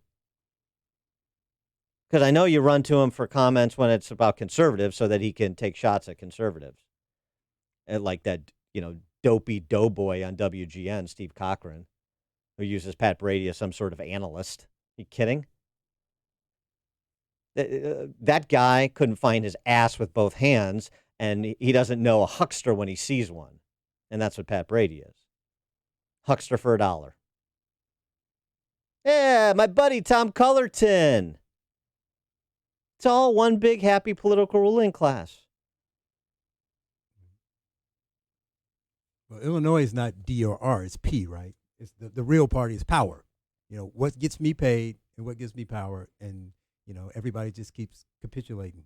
What's your experience with the Republican Party? You are one, sort of. You got to label me, man. Well, I mean, I know exactly. You probably don't want to wear that label, but I mean, you're obviously philosophically conservative. Yes, you're in no doubt. Chicago, and so what's your experience been? You're you got some gray in that beard. You've been around for a minute. You put me on the spot. I would say the experience has been, sombering. I think there's enough people out there who care about what's going on in Illinois, but it's a combination of they've been seeing it go the wrong way long enough that they're moving.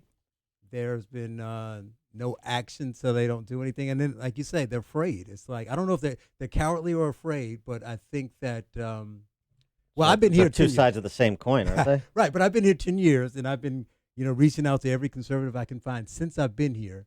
And, they all say, what you want to do makes sense. I want to take conservatism to people I think understand it, and they would, be open to it if they heard it. And they're like, man, that's just so hard. Well, you want me to go down there to places with people who don't normally hear what we're saying and talk to them? It's so exhausting. But what else are you going to do?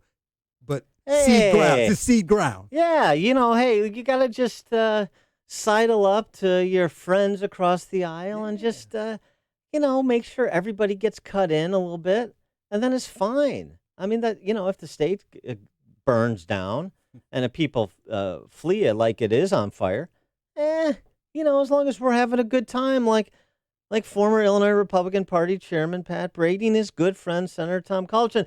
Good to see Senator Tom Cullerton at the Dan Cronin event tonight. Sure, why wouldn't he be welcome at Dan Cronin's event?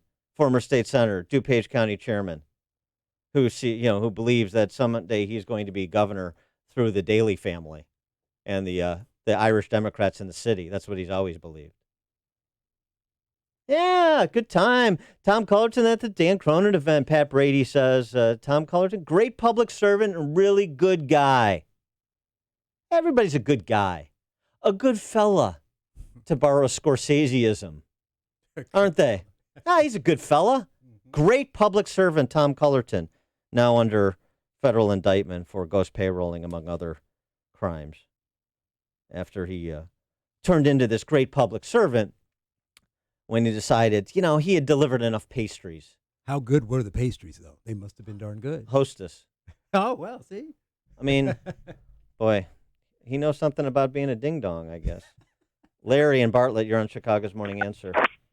Hey, good morning, Dan. Dan, several years ago, I called you mentioning that I had been a election judge for 6 years, and all the new people coming into the district, they're all coming out of Chicago, they're all coming out of Cook County, and they're all registering as Democrats. So you shouldn't be surprised that Northeast DuPage, and I'll guarantee you Southwest DuPage is going to get even worse. Yeah, but that's Larry. That's a slight part of the problem. What's the real? I agree with you. I mean, I think we have 4 Republicans left in Illinois. You, me, and got to be 2 other guys. Yeah, somewhere. Charles here. I mean, he doesn't want to broadcast that. Okay, maybe one more guy I'll call. But no, I mean, have a good one. Thanks for the call, Larry. But I mean, the Republican Party gave up the culture of being a Republican Party, and so so you had Democrats in the suburbs and Democrats moving to the suburbs. They're happy to grab those seats and aggrandize that power that they otherwise enjoy in Springfield. Why not? And put my idiot cousin in a state senator, says John Cullerton. Why not? That's a way to incur into DuPage County, because it's a Republican Party, like just the state in general, that's tried everything, every big government gambit, and the Republicans have gone along. That's why I say it's not just cowardice, it's also being compromised, because you're cut in, so you play that game. Everything but conservatism. But you got to look at the people. He said that people move from Chicago to these areas. Okay, let's say that's a bigger part than you may say it is. But you have to ask why. So they left Chicago for a reason. So they had to be something about the policies and the way Schools. Chicago is being run, right? The schools are important, of course. Yeah. But you leave there and you go somewhere else, and there's no one there to give you any options. So we have it on both ends. As a black guy, I can tell you. So on one end, you got people who move to the suburbs for better schools and a better life, and to get away from the things in the city. And the Republicans aren't there to say this is why you should not stay a Democrat if you were a Democrat. Then on Right. the other end, we have people on the south and west side of Chicago who have conservative core values, and then nobody even goes there. I mean, you talk about the Republicans saying, well, they're all Democrat and nobody pulls a Republican ballot. Why? There's nobody on the ballot. So even if you're a Republican living on the South Shore, you have to pull a Democrat ballot because it's between the Democrat and the Democrat. Well, nobody's on the ballot. Charles, I mean, we don't want to upset anybody on the Southwest side. They're all good guys. They're good public fellas. servants. Yeah. I mean, why be so, obstreperous? Just let things be. We can get along with them. We got to work in a bipartisan fashion. But there's one partisan. It's bipartisan, but there's only one side. Well, right, but I'm not really, I don't care about being a Republican. Right. That's fine. I mean, sure, gas tax, sure, why not? 32% increase in the income tax, sure, I'll go along with that, no problem. Well, junk science and gender, okay. I'm not an ideologue. I'm not crazy over here. I'll go along with whatever the cultural mavens in Chicago want. Sure. And that's how you get this state. Phil in Deerfield. You actually change up a little bit here, Dan. Sorry on you. But, guys, I think why you have it is the people they move out of Cook County, but they still want all the same goodies that they had. So they don't realize the tax. I was in Nevada for a while. They're feeling that totally. I think Indiana's starting to, I talk to people from Indiana, they're starting to feel it. The people come from California to Nevada because they want the lower taxes, but then they want all the stuff they had. Well, in order to get all the stuff you had, you got to have the taxes that you had in California. To get all the stuff you had in DuPage County, you got to get all the taxes you had in Cook County. Yeah. So that logic isn't crossing. Yeah, that's part. I mean, thanks for the call. There's something to that, but I don't think that's center cut. You don't have anybody making an argument. You have nobody making an argument for small government and big individual, for free minds and free markets. You have everybody who has a leadership title in the Republican Party, none of whom are leaders. And it's been that way for generations, starting from the premises of the left. So then we're just arguing, to borrow from Churchill, then we're just arguing about price, aren't we? The price that these legislators sell themselves for. cut Brady in on the video gaming. He flips on video gaming. Now he's a proponent. Opponent becomes proponent. Cut me in or cut it out. That's the culture here. Everybody in both parties is not everybody in both parties, but the sort of power structure of both parties, to the extent that GOP even has a power structure anymore, has bought into it. And so they're cut in, you're cut out, and you're on your way out. That's how that works. And you have the worst governed state in the history of America. But everybody's a good guy, though. Hear about the big stories of the day, then talk about them right here on Chicago's Morning Answer on AM 560. The Answer. The Lou Dobbs Financial Report is brought to you by Signature Bank, helping local businesses succeed. Visit signaturebank.bank for your commercial banking needs. I'm Lou Dobbs. The governor of Ohio says no doubt drug makers caused the opioid crisis. More economic reports out this week, and FedEx to modernize its hub. Those stories and more next. I'm Bobby Richards with today's 1 Minute Money Report. The New York Times recently reported on an unusual way Americans are making money. They found over 10,000 people who broke the golden rule of investing and became millionaires. The stories included people from all walks of life, including writers, professional bowlers, and blues guitarists, even a set of grandparents. We broke the golden rule of investing and turned $16,000 into $2 million. And here's one person who agrees with what they're doing, Warren Buffett. He says blindly following Wall Street's golden rule is just protection against ignorance. And Alexander Green, perhaps the top stock picker in America, told his 140,000 followers that if they break this rule, they can retire on just one investment. His video immediately went viral. You can view it for yourself at onestockretirement.com and decide if you should break the golden rule too. Again, that's onestockretirement.com. If your retirement isn't what you want it to be, go see what 10,000 people have already used to become millionaires. Ohio Governor Mike DeWine says evidence made public over the past 2 weeks makes it very clear drug makers were responsible for the opioid crisis and that the company should move quickly to settle pending lawsuits. Drug makers blame doctors, regulators, and illegal drug sales. Economic reports this week include the latest data from the ISM Non-Manufacturing Index, wholesale inventories, consumer credit, and the Producer Price Index. FedEx investing an additional almost $500 million to improve its operations at its hub in Memphis, Tennessee. FedEx hopes to improve its efficiency and reliability. Amazon announcing 2 new renewable energy projects, including a solar farm in a Virginia county and a new wind farm planned for Ireland. Please join me for Lou Dobbs tonight, 7 o'clock and 10 Eastern on the Fox Business Network. This is the Lou Dobbs Financial Report. I'm doing it. Justin's doing it. My sister's doing it. A lot of people are taking Balance of Nature. Why? Well, it's an easy and convenient way to get the fruits and veggies you need on a daily basis. Because admit it, we're not eating enough fruits and veggies at all those summer barbecues where there's beer and brats and hot dogs. Balance of Nature is just that, easy and convenient. And if you listen to this station, you've heard people talk about how Balance of Nature has changed their lives. And it could do the same for you. So start living a healthier life today by taking Balance of Nature. Experience the difference for yourself. For a limited time, all new preferred customers will receive an additional 30% discount and free shipping on your first Balance of Nature order. You will also receive an extra $10 off on any additional set of fruits and veggies that you purchase. This summer special offer will expire soon, so do not wait. Call 800-246-8751 or go to balanceofnature.com. Use discount code Chicago. AM 560, The Answer.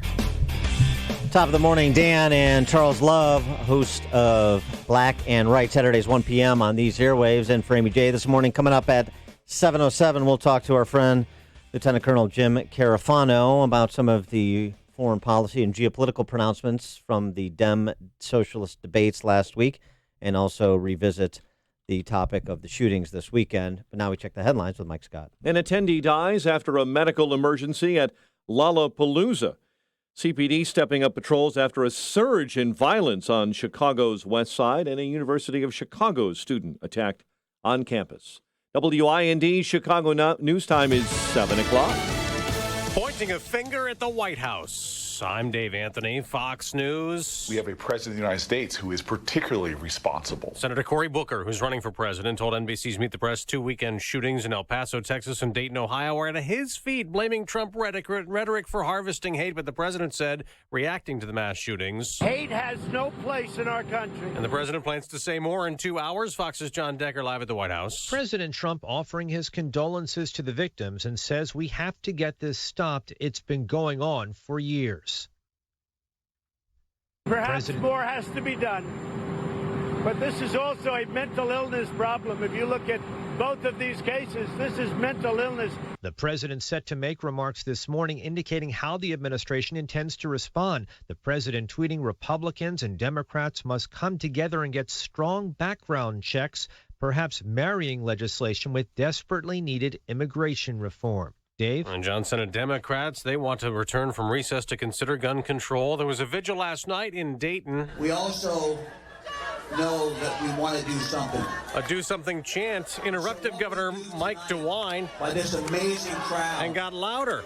Hours after a shooting outside a bar, 9 people were murdered, but police got there fast. Officers immediately advanced toward the gunfire within approximately 20 seconds. Chief Richard Beal says 10 seconds later the gunman was dead, his own sister one of the victims. In Texas, 20 people were murdered. The accused gunman surrendered. His grandparents sent a neighbor out to speak for them. We are devastated by the events of El Paso and pray for the victims of this tragedy. Patrick Crucius is charged with murder. Federal authorities are conducting their own investigation as well, trying to determine whether the defendant authored an anti-immigrant online post as they consider domestic terrorism and hate crime charges. Fox's Jonathan Seri in El Paso. This is Fox News.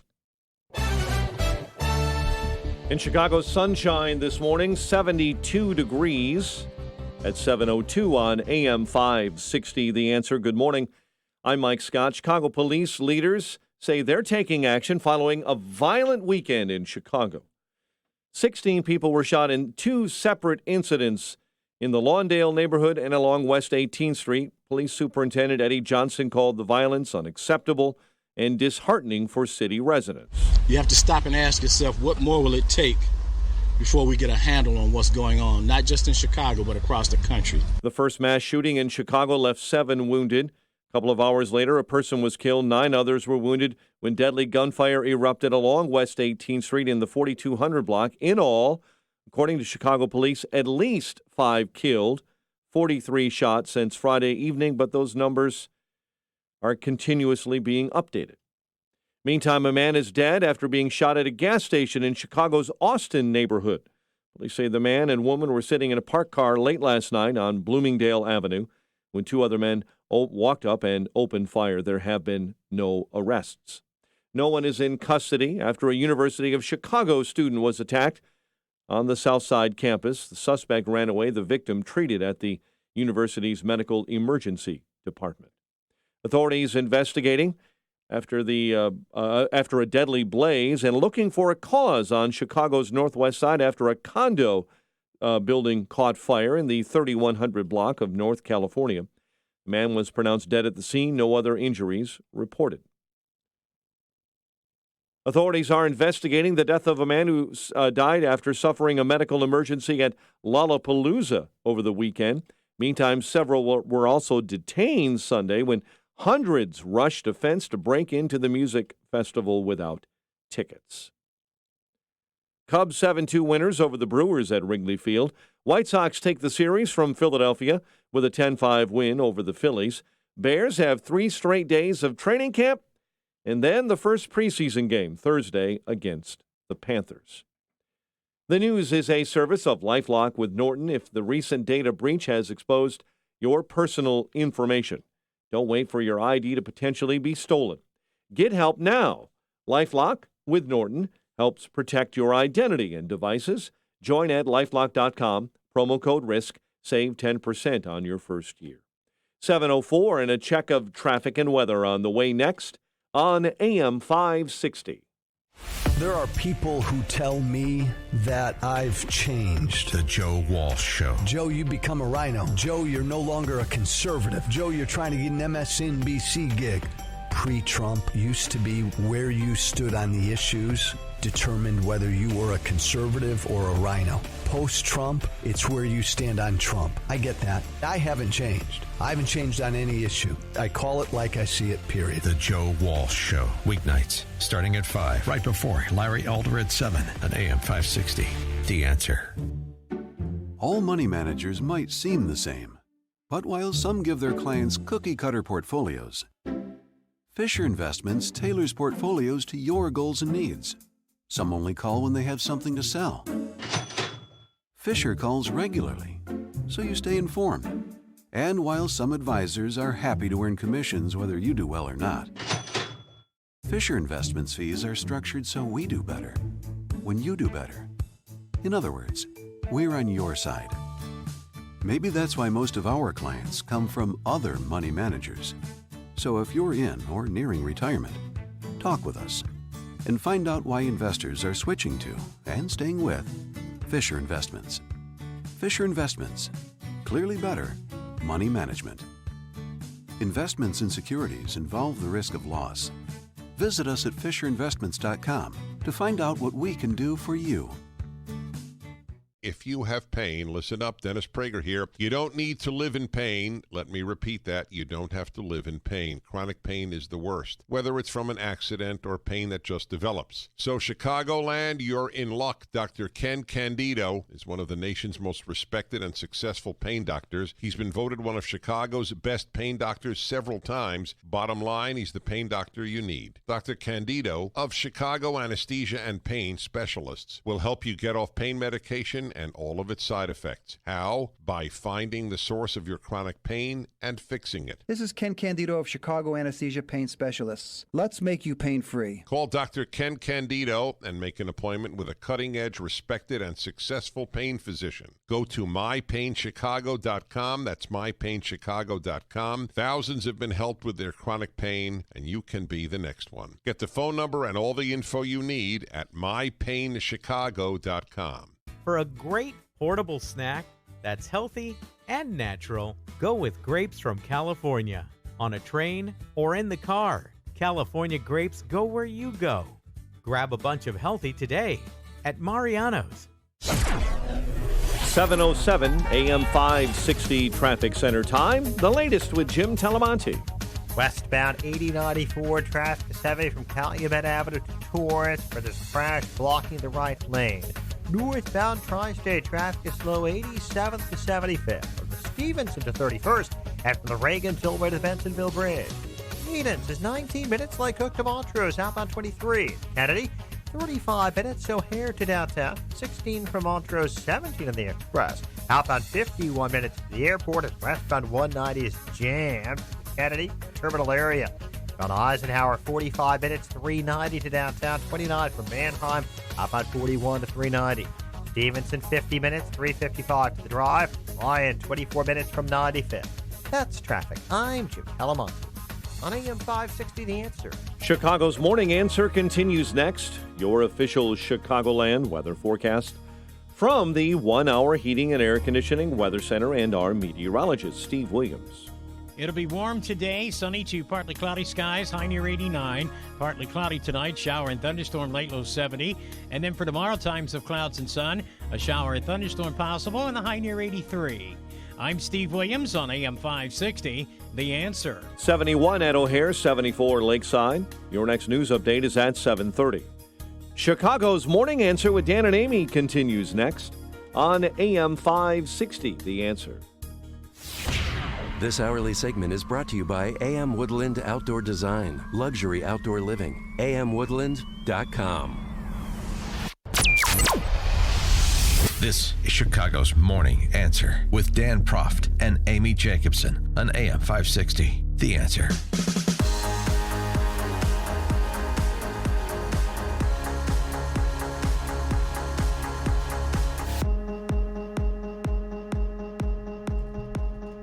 Top of the morning, Dan and Amy. President Trump expected to give a address on the shootings over the weekend at 9 a.m. Chicago time, so we'll have that. We've also heard some more pronouncements from the president about the horrific events in Dayton and El Paso over the weekend. Again, 29 dead, more than 4 dozen injured. By the way, in Chicago, we reported 7 dead, 53 shot over the weekend. Can we include that in our national discussions of mass shootings? Don't you think we should, Charles? Yeah, I think that not just the numbers being so high that at least 4 of them had we had one that was, I think, 9 shot in one shooting and 7 in another. If that's not mass, I don't know what is. I mean, it fits the definition that a lot of these statistical outlets use for mass shootings. I don't know. They changed the definition. They say it must be dead, right? So you can shoot 50 people. It's not a mass shooting if nobody died. Yeah, okay. Yeah. That's not illogical. Yeah, right. The president had this to say over the weekend, reacting shortly after it became public what had happened in Dayton. I want to extend our condolences to the people of El Paso, Texas, and Dayton, Ohio. They're incredible people, and they've been through a lot. I just want to also thank the law enforcement in both places. The job they've done is incredible. I also want to congratulate them. I mean, nobody could have done what they've done. This could have been as bad as it was. It could have been so much worse.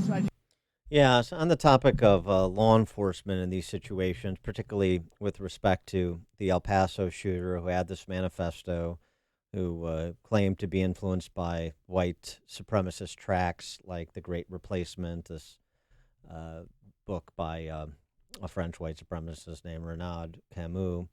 On the issue of law enforcement, we talked about this with respect to Islamofascism and radical Islamists who are intent on hurting Americans at home and abroad, and what the role is for FBI and perhaps even CIA in terms of intel, because, of course, these are global operators, or radicalization is occurring on a global scale. But in America, with respect to homegrown domestic terrorism, like white supremacy, and Christopher Wray, the director of the FBI, has testified about on this topic, Congress before. This was mentioned over the weekend several times. What is there we can do? What is it that law enforcement can do to try and do a better job of identifying individuals who may have violent intentions? For more on that topic, we're pleased to be joined by Lieutenant Colonel Jim Carafano, Vice President of the Catherine and Shelby Cullom Davis Institute for International Studies at the Heritage Foundation, author of Wiki at War, as well as Private Sector Public Wars. Jim, thanks for joining us. Appreciate it. Hey, good to be with you. One of the things that was mentioned in the coverage this weekend, and you had the founder of this website called 8chan essentially call for it to be taken down, is that there are certain places on the web, like apparently this website 8chan, that are gathering places for individuals like this shooter in El Paso. And so I wonder what you think about what the FBI in particular is doing, and what more could it be doing when you're talking about monitoring and trying to interdict domestic terrorists? Well, we ought to explain to people kind of the distinction between how we deal with transnational terrorism and how we deal with domestic terrorism, and the federal role is actually somewhat different. In transnational terrorism, these groups are linked together internationally, and in addition, they have a very specific goal, which essentially is to bring down the United States, attack U.S. targets and its allies. So it becomes a national security problem, and therefore all the instruments of national security are focused on that. And we don't make a distinction between the domestic theater and the international theater, other than the fact that in the domestic theater we have very specific laws and policies that we have to follow, and we respect those. On domestic terrorism, whether it's eco-terrorists who are burning down forests or white supremacists who want to go in a mall and shoot somebody, the model essentially in many ways is flipped. It's public safety is a state and local responsibility. They're really on the front lines of this. The FBI is a backup to that. And the FBI also has a role if somebody has violated federal law. There are many things that a domestic terrorist might do, which might be a violation of federal law, and the FBI would step in. Since the 1980s, if you think back to the Murrah office building attack, which is an act of domestic terrorism by a white supremacist, the FBI has played a prominent role in that. It has joint terrorism task force around the country. There's like 50 plus of them. they deal not just with transnational terrorism, but they also provide support dealing with domestic terrorist threats. And the FBI director recently said that the FBI recognizes it's a significant threat, and they're putting resources against that. Okay, but I mean, the way that the FBI is putting resources against that is, I mean, I'm still trying to get a sense of. You're describing the culture that's changed, and that's instructive. But then, how has it changed in terms of what they're actually doing with respect to the approach to the homegrown terrorists? That may be, it sort of like there's no such thing as a lone wolf when you talk about Islamist terrorists. They're connected to something. I mean, look, right. This book by this French white supremacist has been referenced by some of the Yellow Jackets protesting in Paris too. I mean, it can be sort of like a manifesto that is transnational in terms of impact. But even if you don't have that nexus, what is it that the FBI maybe could additionally be doing that it's not, or how, the interaction between local and federal law enforcement? Yeah, well, the one thing the FBI can do is they can share information, and they do that. So if this individual is connected to other individuals, and there is some kind of suspicious activity, then the FBI can share that information. But if you have, we've been saying in the transnational Islamist terrorists where there are very rarely lone wolves, and that's because there actually really, really are. I mean, one of the things we have at Heritage is a database, 100 plus Islamist-related terrorist attacks aimed at the United States since 9/11 that we study. And in very few cases are these people truly isolated and on their own. Mm-hmm. Usually they connect with somebody, but oftentimes in some of these radicalized shootings that we've seen, these actually are individuals. So unless law enforcement has connected with them in some way, or someone in the community is alerted to that, then there is a chance that there might not be any warning signs. I will say this, and this is one area that really, really has changed. And the deaths in El Paso and Daytona are terrible, but look at how law enforcement responded. They got to the scene, they took down the shooter in less than a minute. That's called active shooter response. That is something that has become essentially the standard in the United States over the last 10 years. In previous situations, if you 2 decades ago, if there was a shooter, the first thing you would do is you go to the scene, you would secure the scene, and then you were worried about hostage taking. Now the presumption is if somebody's shooting, they're killing people, the sooner you get there, the sooner you stop them, the safer everybody will be. And this does reflect, I think, a real shift in law enforcement, and that has saved a lot of lives. Hi, this is Charles here. Good morning. Good to talk to you.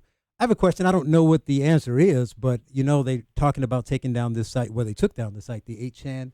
Right. We talk about how these people are interconnected, and I'm just wondering, does it really help long term? I get the emotion of it, but if they're getting together somewhere and we can track them, if we start taking all this stuff down, won't that make it harder to find them? We kind of make a mistake of assuming because somebody might have mental illness or they might be evil or whatever the case may be, that they're stupid people. So they're going to find a way to try to do this stuff. So shouldn't we kind of keep them where we know where they are, or do we take all this stuff down and help them push them underground, but they're still acting? Well, that's a fair point, and it's a common part of the debate. And yeah, it's true that not just in domestic terrorism, transnational terrorism, that monitoring these networks often produces really valuable intelligence, which can be used to preempt and thwart attacks. Matter of fact, we have a long track record of that in the transnational terrorist community. In the United States, when we wrote the Constitution, we asked people, do you want liberty or do you want public safety and security? And they said, yeah, we want both, right? And so the Constitution doesn't say one priority is more important than the other. It says they're both of highest priority, figure it out. And so we have very clear laws in this country already on the books, the difference between kind of publicly acceptable free speech, which can be hateful and awful, and acts which actually constitute a crime or contributory to a crime. That line's already there, and I think we have to respect that. What I don't hear, or what's missing from the conversation, is they say, this person listened to this stuff and they radicalized online. And let's look at the number of people who maybe were exposed to similar language or sources and didn't become terrorists. Because the reality is terrorists are a tiny data set of anything other than other terrorists. And there is Right. not a profile that says this is a bad person, because when you say, oh, well, look, he listens to this and he hates this politician. Yeah, okay, that's that terrorist profile. But you know what? I could probably give you 1 million people with the identical profile who've done everything the same, except they don't go out and shoot people in the morning. Yeah, there's no question. But in terms of state and local versus federal, with respect to, I think New York City is about the only police department at the local level that has a counterterrorism unit. So if you're going to treat white supremacy as a domestic terror, there's domestic terrorist cells of white supremacists, even if they're disparate and not great in numbers, small numbers can do great damage, as we know.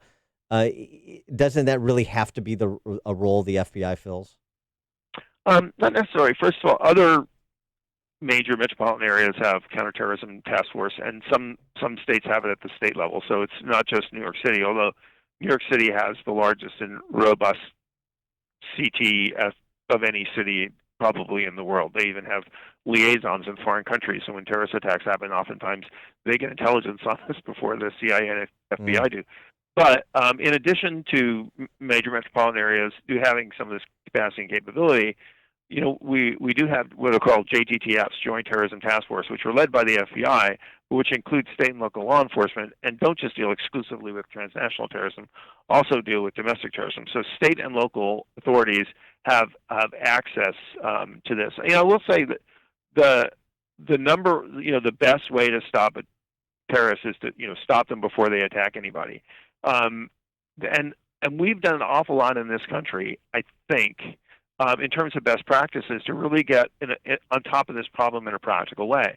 I think public safety in large public areas is 1 million times better than it was 10, 15, 20 years ago. Coordinated law enforcement response, way better. Coordinated disaster response, way better.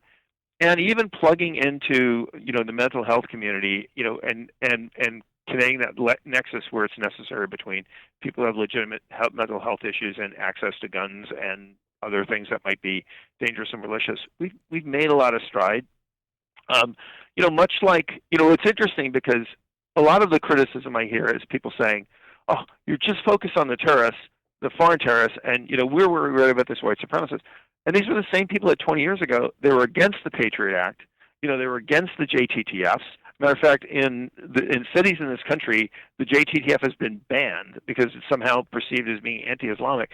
So I find it kind of ironic that all these things that they opposed in fighting transnational terrorism because of liberty and everything else, now because they're domestic terrorists, for some reason they want all these tools which they hated, which they now want to apply to domestic terrorists. And the problem is when you get in the domestic environment, I think we do have to worry about federalism. We do have to worry about civil liberties. It's not just about how can we stop the next shooting. Yeah, there's no question. And I think those people that opposed those measures previously probably had less to do with liberty and a lot more to do with identity politics. But that's just my observation. I'm sorry, go ahead. Yeah, no, I'm seriously, and I thought you made a really good point. I mean, you look at some of the levels of shootings that we have going on in major cities, which are far more people die in a weekend than die in these mass shootings. And I'm not dismissing the mass shootings and saying they're terrible, but we're not having an honest conversation in this country about public safety. We're having a politicized conversation in this country, and that's why we're getting crap policy. Okay, that's a good summation in no uncertain terms. That's why we like Lieutenant Colonel Jim Carafano, VP of the Catherine and Shelby Cullom Davis Institute for International Studies at Heritage, author of books including Wiki at War and Private Sector Public Wars. Jim, thanks as always for joining us. Thank you. And you joined us on the Turnkey.pro answer line. It's news, opinion, insight. This is Chicago's Morning Answer on AM 560. The Answer. I'm doing it. Justin's doing it. My sister's doing it. A lot of people are taking Balance of Nature. Why? Well, it's an easy and convenient way to get the fruits and veggies you need on a daily basis. Because at the minute, we're not eating enough fruits and veggies at all those summer barbecues where there's beer and brats and hot dogs. Balance of Nature is just that, easy and convenient. And if you listen to this station, you've heard people talk about how Balance of Nature has changed their lives. And it could do the same for you. So start living a healthier life today by taking Balance of Nature. Experience the difference for yourself. For a limited time, all new preferred customers will receive an additional 30% discount and free shipping on your first Balance of Nature order. You will also receive an extra $10 off on any additional set of fruits and veggies that you purchase. This summer special offer will expire soon, so do not wait. Call 800-246-8751 or go to balanceofnature.com. Use discount code Chicago. My friend Mike Lindell, the My Pillow guy, has authorized me to make the best offer ever on radio or TV. For a limited time only, you can get a 2-pack of premium My Pillows for only $69.98. That's only $34.99 per pillow. Again, that's the lowest price ever offered in the history of My Pillow. If you're procrastinated and don't own a My Pillow yet, or already know why this is the pillow everybody wants and loves because you have one, then here's the best offer ever. And by the way, you can still get 30% off pet beds, mattress toppers, and Giza cotton sheets. So act now to get this brand new. Nice pronunciation. Amy trips on Giza all the time. I think you got a shot to replace her. Yeah, so act now to get this brand new, absolutely lowest price ever offered of 2 premium My Pillows for only $69.98. Go to mypillow.com and use promo code Amy, even though I'm not, or call 800-489-0201. That's 800-489-0201 or mypillow.com. Either method, use the promo code Amy. Discover Westmont, a community nestled in the heart of DuPage County. With top-notch schools, beautiful affordable housing, and excellent dining and shopping, Westmont makes a great place to live, work, and play. Choose Westmont. Discover how your business can flourish and grow with a wonderful central location providing rapid access to Chicago's key expressways, airports, and many family-friendly amenities. Add quick transportation on the Burlington train line, and that means simple and easy travel for everyone. Westmont is committed to working collaboratively with you to facilitate inquiries about your family or business relocation. We'll help your company navigate to Westmont for a great experience. Call Larry Forsberg at Westmont Economic Development at 630-824-9337. That's 630-824-9337 to find out about incentives that can help you plan your development, relocation, or expansion. Discover all Westmont has to offer. For more information, visit ChooseWestmont.com. That's ChooseWestmont.com. Signature Bank is Chicago's fastest growing independently owned business bank. It's a bank where relationships still matter. Signature Bank knows your name and your story. I'm Dan Proft, and I know this because Signature Bank is my business bank. I'm Mark Weingart, President and CEO of Star Creations, Inc., the fastest growing supplier of wall decor products in the U.S. When it comes to banking, I don't want to be a small fish in a big pond. That's why I bank at Signature Bank Chicago. At Signature Bank, every customer is important. I know I can pick up the phone and talk to any one of the decision makers I know and trust at Signature Bank. At Signature Bank, they understand and respond to the unique needs of my business with flexibility and fairness. I'm proud to bank with Signature Bank because I know they're deeply invested in the success of Star Creations. Signature Bank is looking for their next success story. To learn more about turning your business vision into reality, visit signaturebank.bank. Signature Bank, helping local businesses succeed. Member FDIC, Equal Housing Lender. AM 560, The Answer.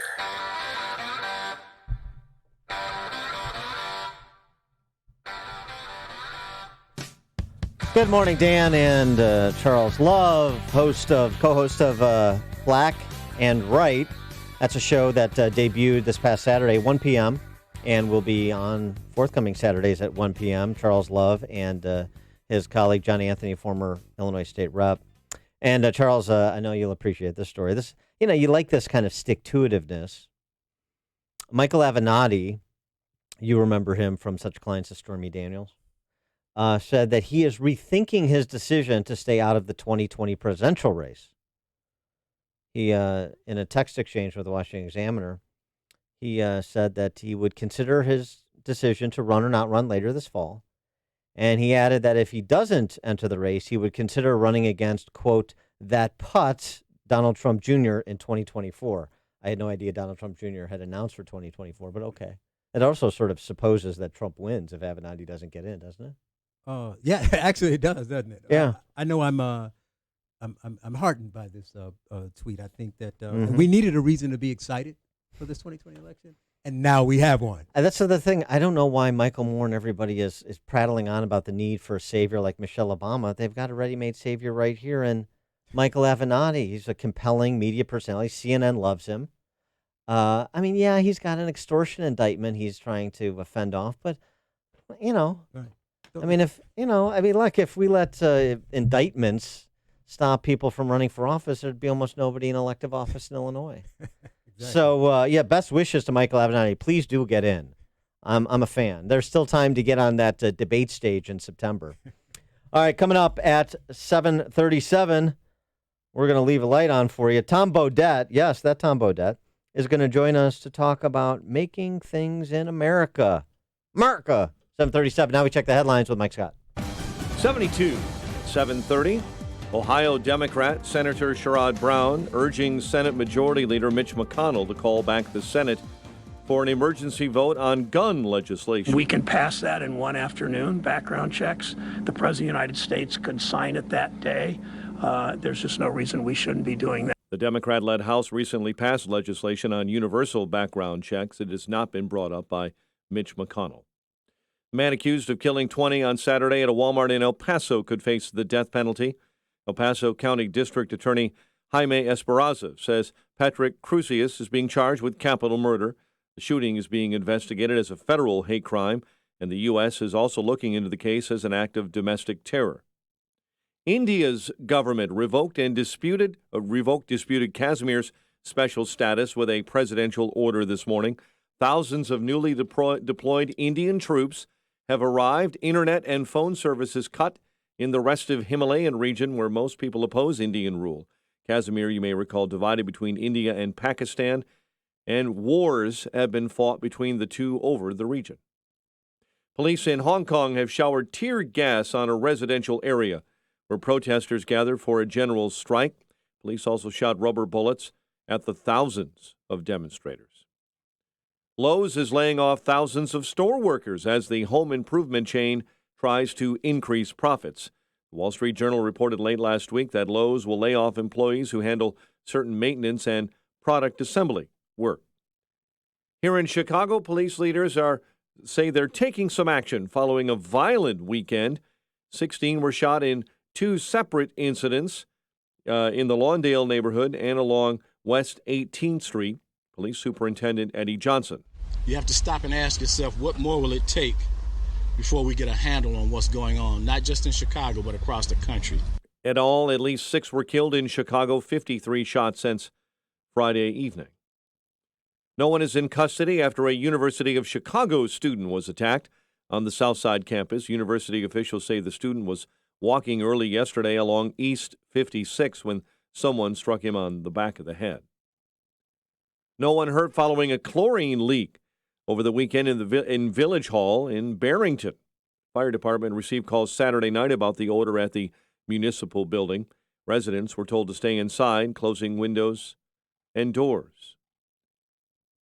Chicago sports found the Cubs winners over the Brewers, 7-2. Jason Hayward homered, tripled, and drove in 3. Lurie Garcia smacked a grand slam.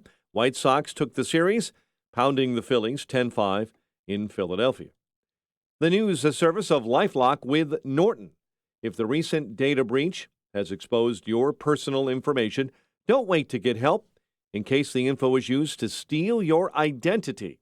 Get LifeLock with Norton and help protect your identity and devices. Join at LifeLock.com, promo code RISK, to save 10% on your first year. A check of traffic and weather is on the way next on AM 560. The mainstream media wants to divide Americans into neat little groups, and they want you to believe that everyone in each of those groups thinks alike. John Anthony and Charles Love are here to blow up that lie. Join them for Black and Right this Saturday at 1 p.m. when they expose the lies of the media and the hypocrisy of the left and have fun doing it. It's Black and Right this Saturday at 1 p.m. right here on AM 560. The Answer. If you maintain an industrial plant, you know your dust collection systems are a vital part of the operation of your plant. Without them, things can get dusty quick. And when your dust collection system malfunctions, the downtime can cost your plant money. Time to call the professionals at Vans Industrial for help. Hi, I'm Dave Van Camp, owner of Vans Industrial. At Vans, we work with many different types and sizes of dust collectors from 1,000 CFM to 100,000 CFM. If your system needs housing repair, tube sheet, pulse valves, ductwork, or collection hoods, give us a call. Schedule an inspection today to keep things running smoothly and avoid costly downtime. And when you're ready for a new dust collector, we can design your system from the collection hoods to the stack for plants of all size applications. Vans uses only the best and safest union-trained mechanics, insured at the highest level, to perform the job right. Call 833-VANS-IND. That's 833-VANS-IND. Or on the web at vansindustrial.com. Balance of nature. Changing the world, one life at a time. Love it. I'll take it for life. When I go in and I get all my checkups and everything and that, my numbers are just, they're through the roof. Good. It works well. It is the most wonderful product I think I've ever taken. The success of using this product has just been wonderful. And it's so pleasant to take. It's so easy to use. There's just no downside to it. If a product like this is going to improve your life, then this is the best one out there. Experience the Balance of Nature difference for yourself. For a limited time, all new preferred customers will receive an additional 30% discount and free shipping on your first Balance of Nature order. You will also receive an extra $10 off on any additional set of fruits and veggies you purchase. This summer special will expire, so don't wait. Call 800-2468-751 or go to balanceofnature.com and use discount code CHICAGO. Blue Emu supports healthy muscles and joints. Blue Emu works fast and you won't stink. 7:36 AM 560 traffic center time. Here's Jim Talamonte. Southbound Tri-State traffic is now heavy. From Oak Plain Road to Deerfield Road, the northbound delays are from 87th to 75th, from the Stevenson to 31st, and from the Reagan Tollway to the Bensonville Bridge. The Adams and Reagan Tollways are looking good. The northbound Veterans Memorial has delays from Boughton to the Reagan Tollway. Eden's 19 minutes, Lake Cook to Montrose. How about 27? Kennedy, 35 minutes, O'Hare to downtown. 21 from Montrose, 19 on the Express. Outbound 56 minutes to the airport, and westbound 190, still a mess. On Eisenhower, 45 minutes, 390 to downtown, 30 from Manhunt. Outbound 48 to 390. Stevenson, 52 minutes, 355 to drive. Ryan, 25 minutes from 95th. That's traffic. I'm Jim Talamonte. On AM 560, The Answer. Chicago's Morning Answer continues next. Your official Chicagoland weather forecast from the 1 Hour Heating and Air Conditioning Weather Center. Sunny to partly cloudy. Warm, high 89. Chance of a thunderstorm overnight, low 70. Currently 72. Next news coming up at 8. Chicago's Morning Answer with Dan and Amy continues next on AM 560, The Answer. This hourly segment is brought to you by CharlesEquipment.com, keeping you powered up no matter what the conditions. Only the biggest stories, only the biggest guests, and only the biggest opinions. This is AM 560, The Answer.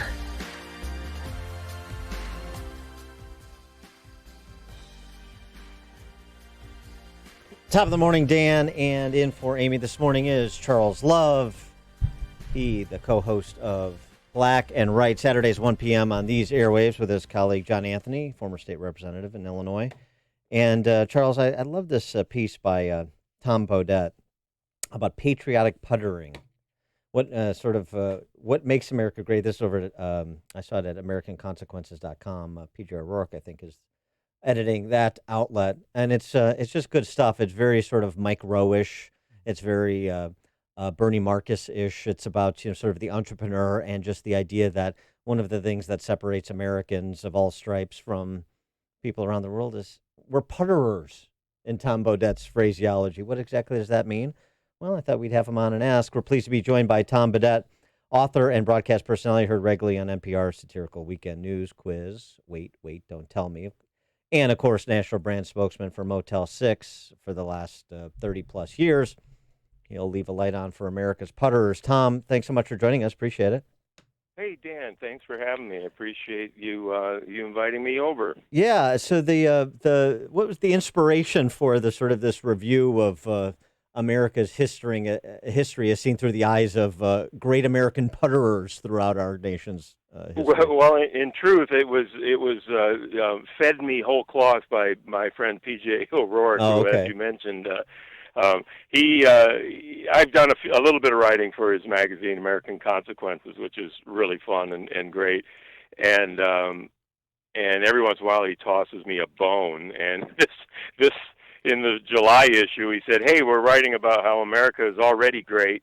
He knows he lives about 40 miles from me, so we see each other from time to time. And he's got a shop, I got a shop. We're both putterers, and he said, "Why don't you do something about America's putterers?" And it was like right in my wheelhouse because I grew up the son of a putterer, and I guess if you could call it that. You know, my dad was a do-it-yourselfer. I never once saw a plumber or an electrician or any other kind of trade professional in my house growing up. The house itself was a wreck, and he had spent my entire childhood repairing it, and with me at his side or ahead of him in the dark crawl space. And so a putterer sort of implies leisure, right? And I don't remember that being much of a leisurely pursuit. It was more like let's keep the house out of the basement for one more year. You know? Exactly. Well, that's what you write, and this is certainly my dad as well. We putter in our garages and basements and backyards, but it's not all just mindless work to no end. You recall some of the great putterers, as I mentioned, like Ben Franklin, who Jeff Bezos owes Amazon to, according to you. Well, yeah, as I started poking around and doing a little research, which means I also have Google on my computer. Right. I found that Ben Franklin, he invented in this particular order the mail order catalog, the Franklin stove, the what am I missing? Oh, the bifocal. Right. Yeah. Yeah, the lightning rod, and the flexible urinary catheter. Sure. I mean, who doesn't remember that? Yeah. And also pithy aphorisms from Poor Richard's Almanac that we all use today. Right. And I mean, these are all great inventions, but the one, and I talk about this in the piece, the one that has always mystified me is why did it take so long to come up with the Franklin stove, essentially the wood stove? You know, what he did is he built an iron box to put in his fireplace so he could control this fire. I mean, anybody who's had a stone fireplace for more than 3 months in a Chicago winter, right, or Vermont winter where I am, knows that they're the most efficient means there is to empty your house of heat while consuming the wood pile. And you'd think that just by accident that some Roman soldier would have leaned his shield against the fire pit one cold night and noticed that it radiated heat and kept the smoke out of his eyes, and said, "Wow, I wonder if we built a box like this so we could control it." But no, it took Ben Franklin to say, "Hey, I'm an American," to say this is BS, and to build the iron box. So again, why 3,000 years to come up with it? I don't know, but thank you, Ben, for the wood stoves. Hey, Tom, this is Charles. Hi, Charles. I wonder if we are. Do you think we are still encouraging people to putter? That's kind of where the things are going now. Do we still encourage innovators and people to do things that no one else is doing?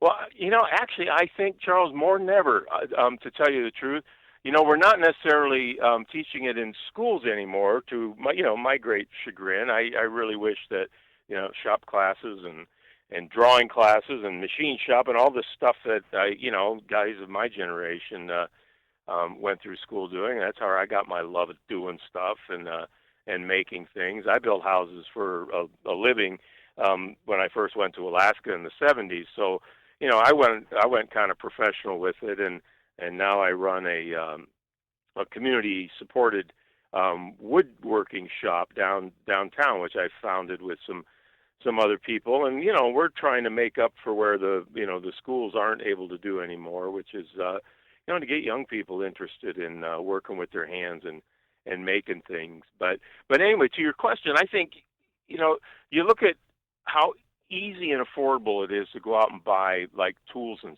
stuff now. I mean, there's a Home Depot every 5 miles somewhere, or something just like it, Lowe's or an Ace Hardware or something. And I don't remember it ever being that way. There was a couple little hardware stores in the town I grew up in, and then a lumber yard.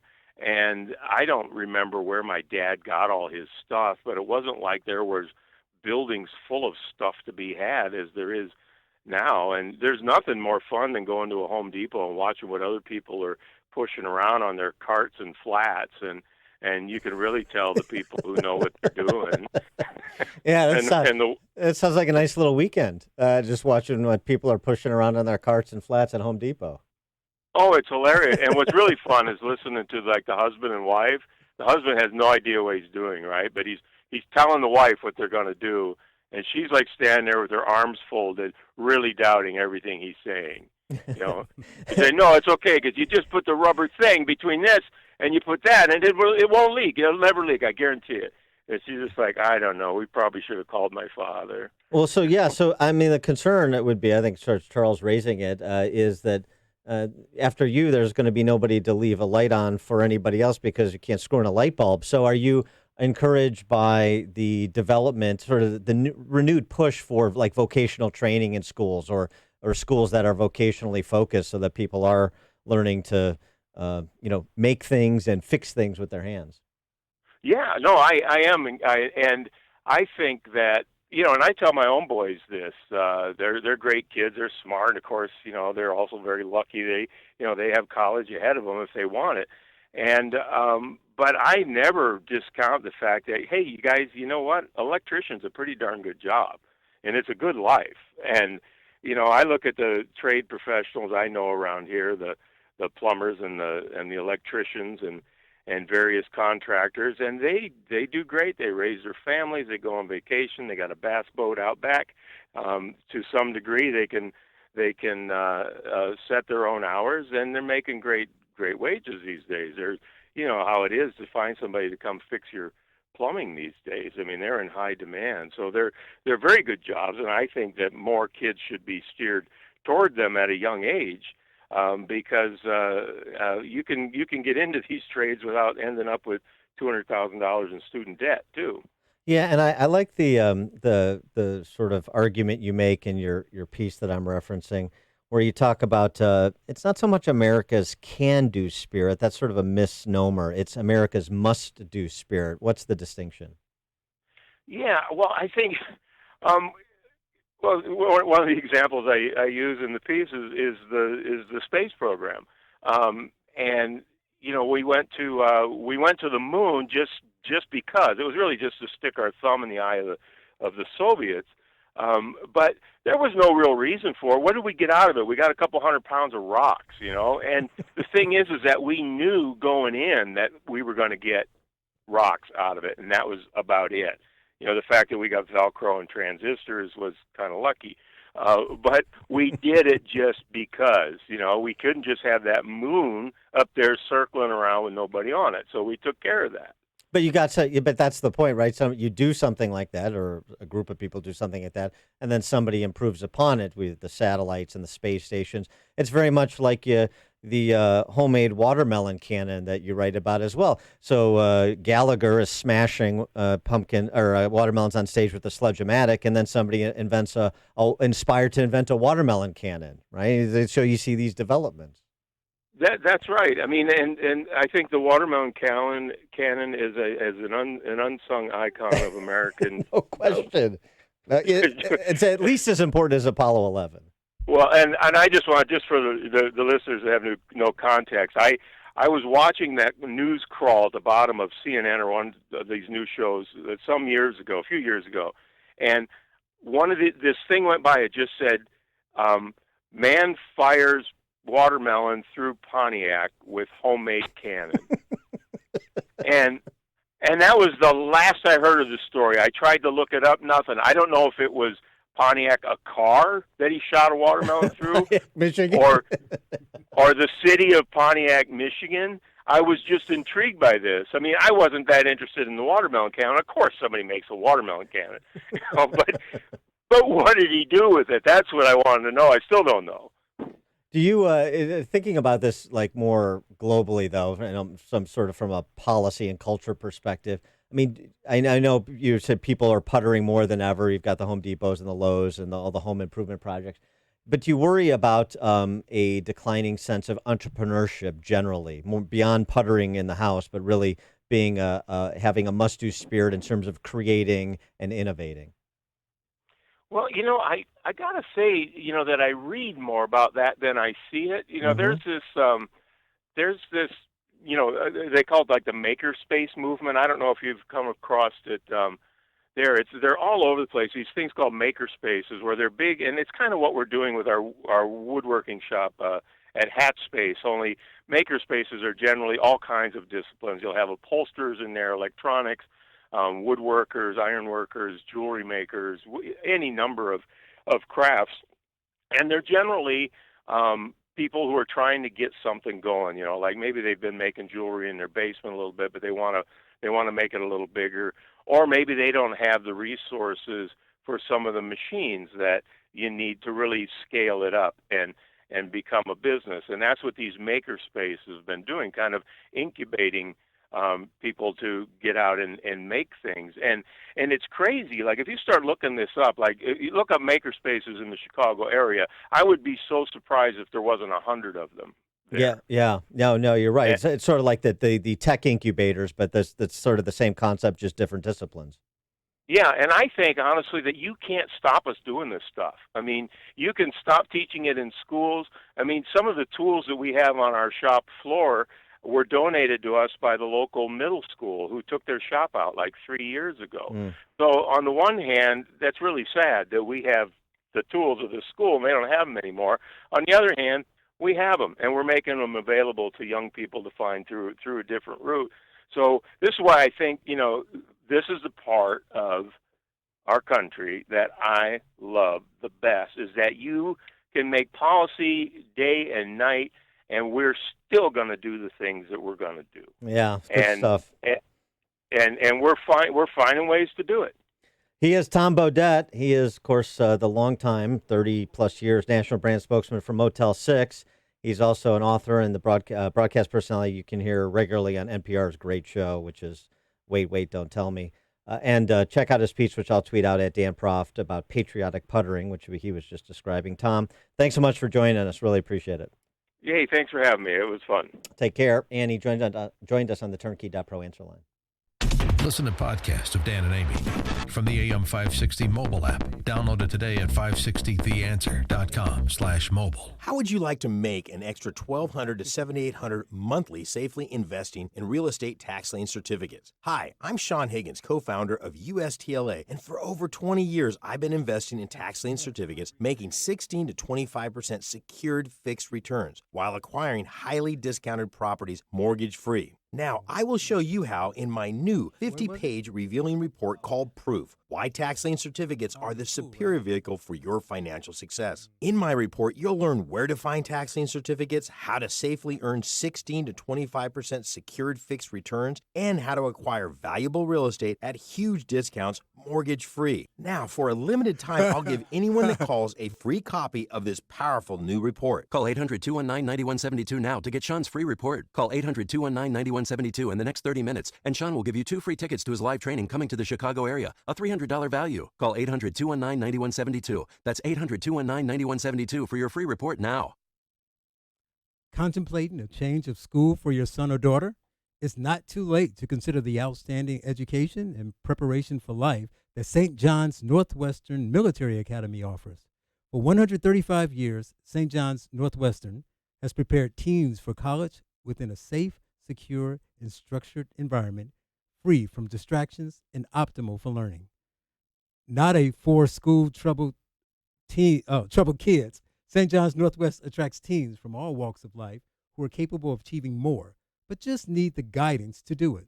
St. John's Northwestern inspires personal growth through a commitment to academics, spiritual and character development, athletics, and the arts, while providing a strong foundation essential for critical thinking and decision-making skills.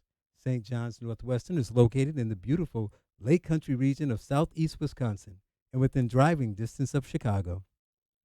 Visit our beautiful 110-acre campus during our open house on Friday, August 9th.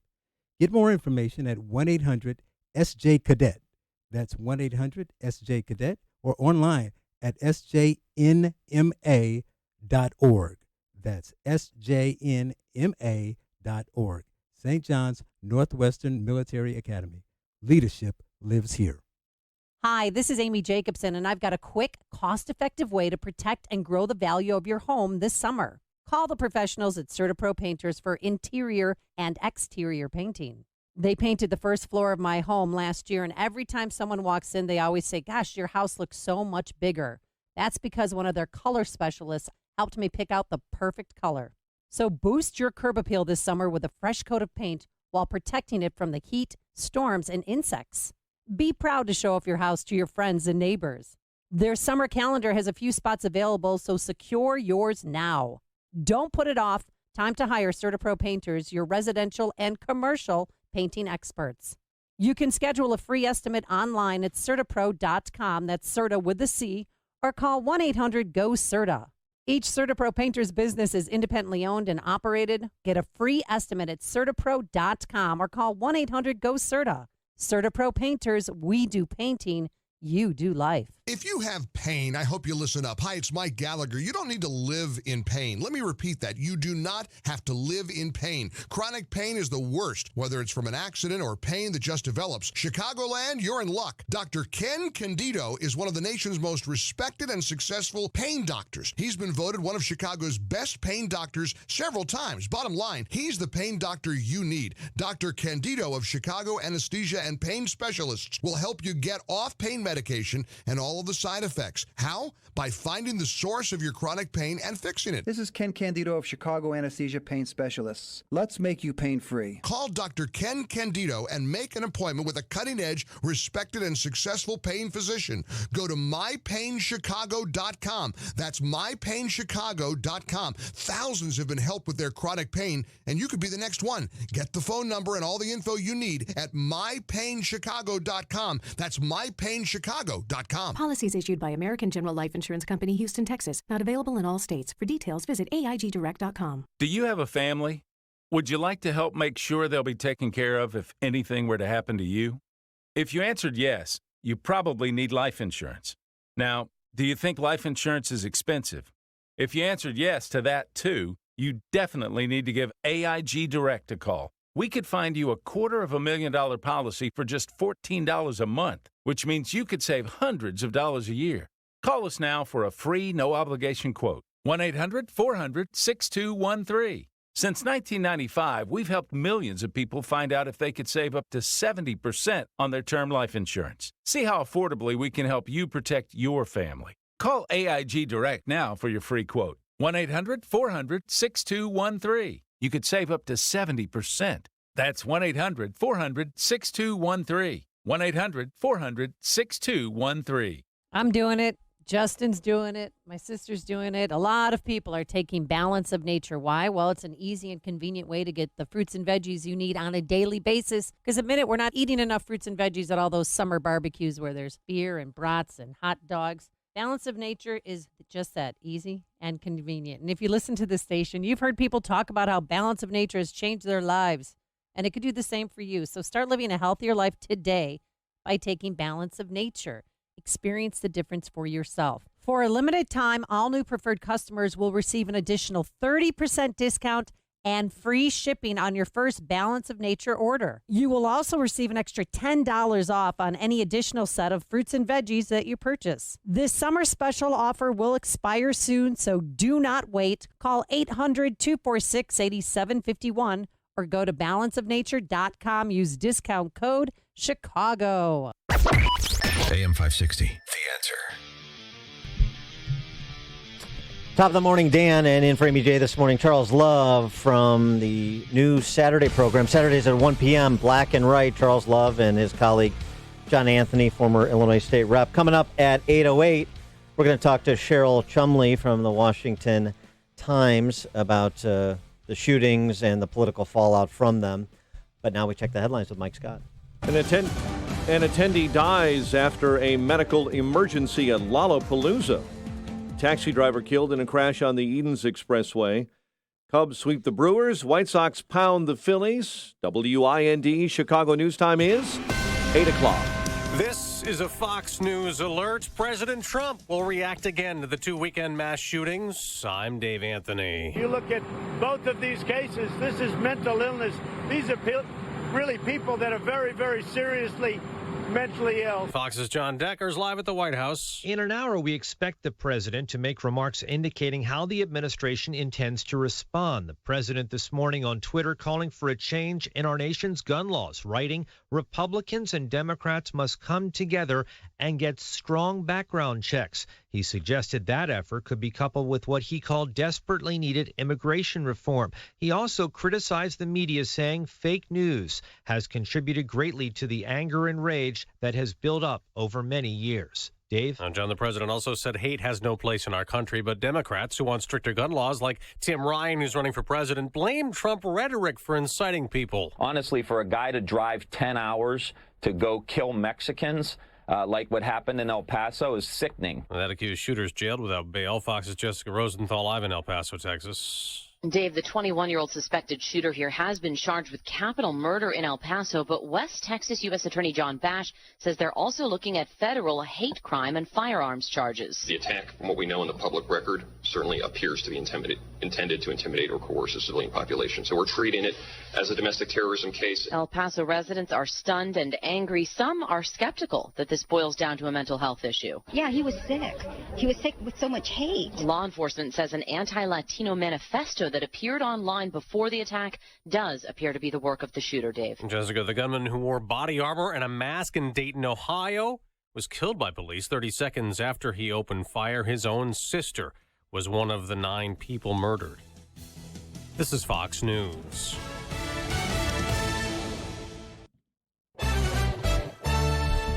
"74 degrees in Chicago at 8:02 on AM 560. The Answer. Good morning.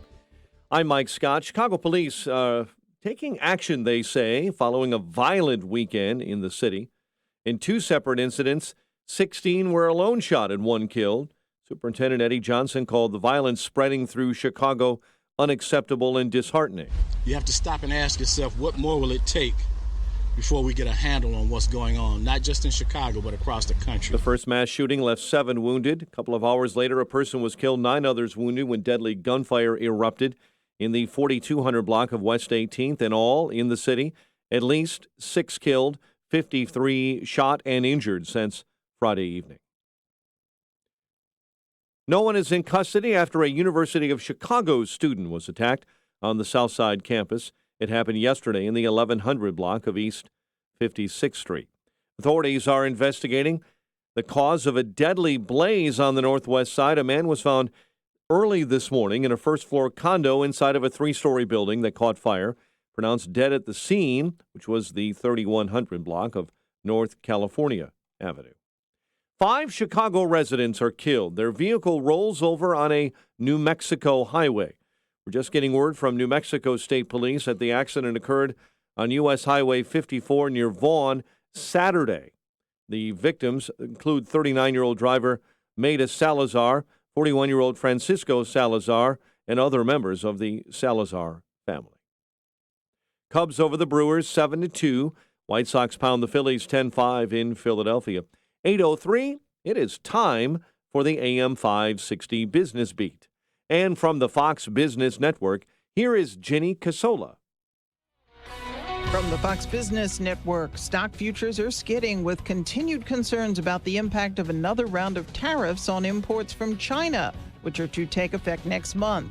China's exchange rate has slipped to its lowest level in 11 years. However, Michael Lee at Altium Wealth is taking it in stride. I can tell you that every single sell-off from a trade fear or a trade spat has been a great buying opportunity over the last 18 months or so.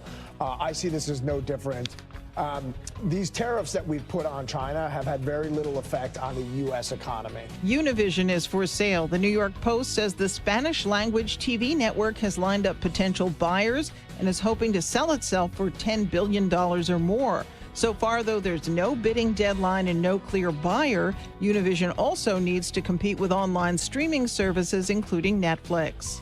With the Fox Business Report, I'm Ginny Cosola. Business is a service of Signature Bank, helping local businesses succeed. Visit signaturebank.bank for your commercial banking needs. A check of traffic and weather is on the way next on AM 560.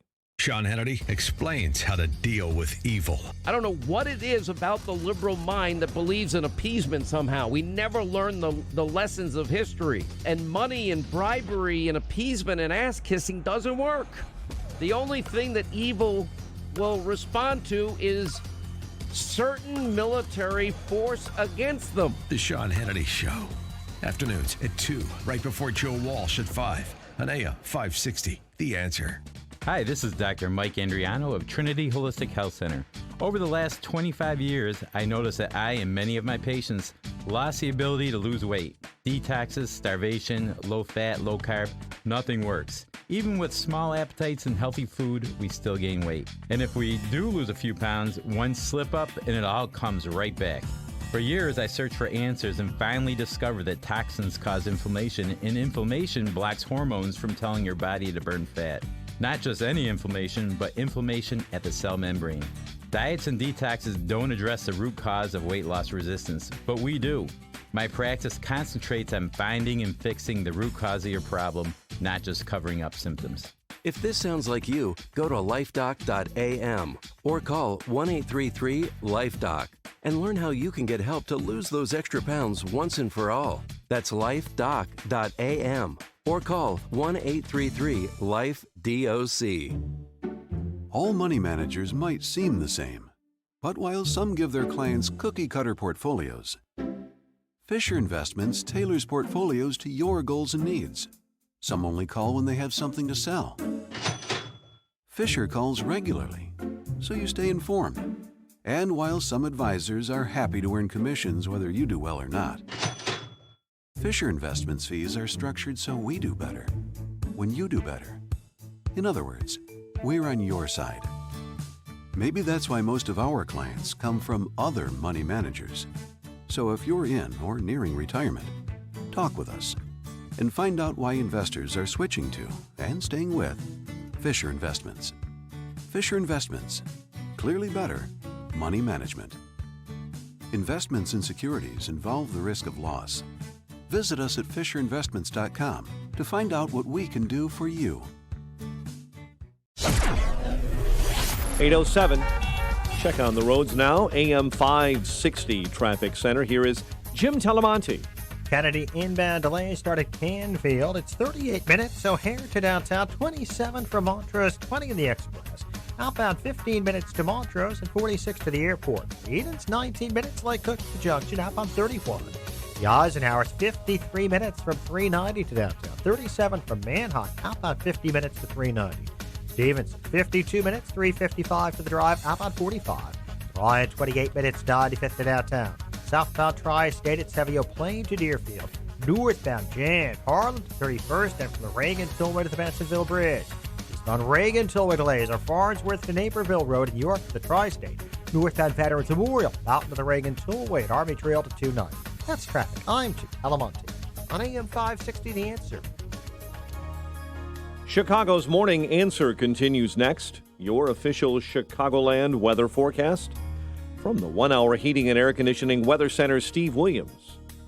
Today, sunny to partly cloudy and warm with a high near 89. Partly cloudy tonight. Shower and thunderstorm late low 70. And then for tomorrow, times of clouds and sun. A shower and thunderstorm around. A high tomorrow at 83. I'm Steve Williams on AM 560, The Answer. It is 73 at O'Hare. Next news 8:30. Chicago's Morning Answer with Dan and Amy continues next on AM 560, The Answer. Experience the many restaurants of Seven Bridges on the evening of August 8th at the Golf Club in Woodridge, Illinois. Aside from great tastings and treats, Sample Seven Bridges will have prize drawings and DJ entertainment throughout the evening. Visit chambers630.com to register. This is Chicago's Morning Answer with Dan Proft and Amy Jacobson on AM 560. The Answer.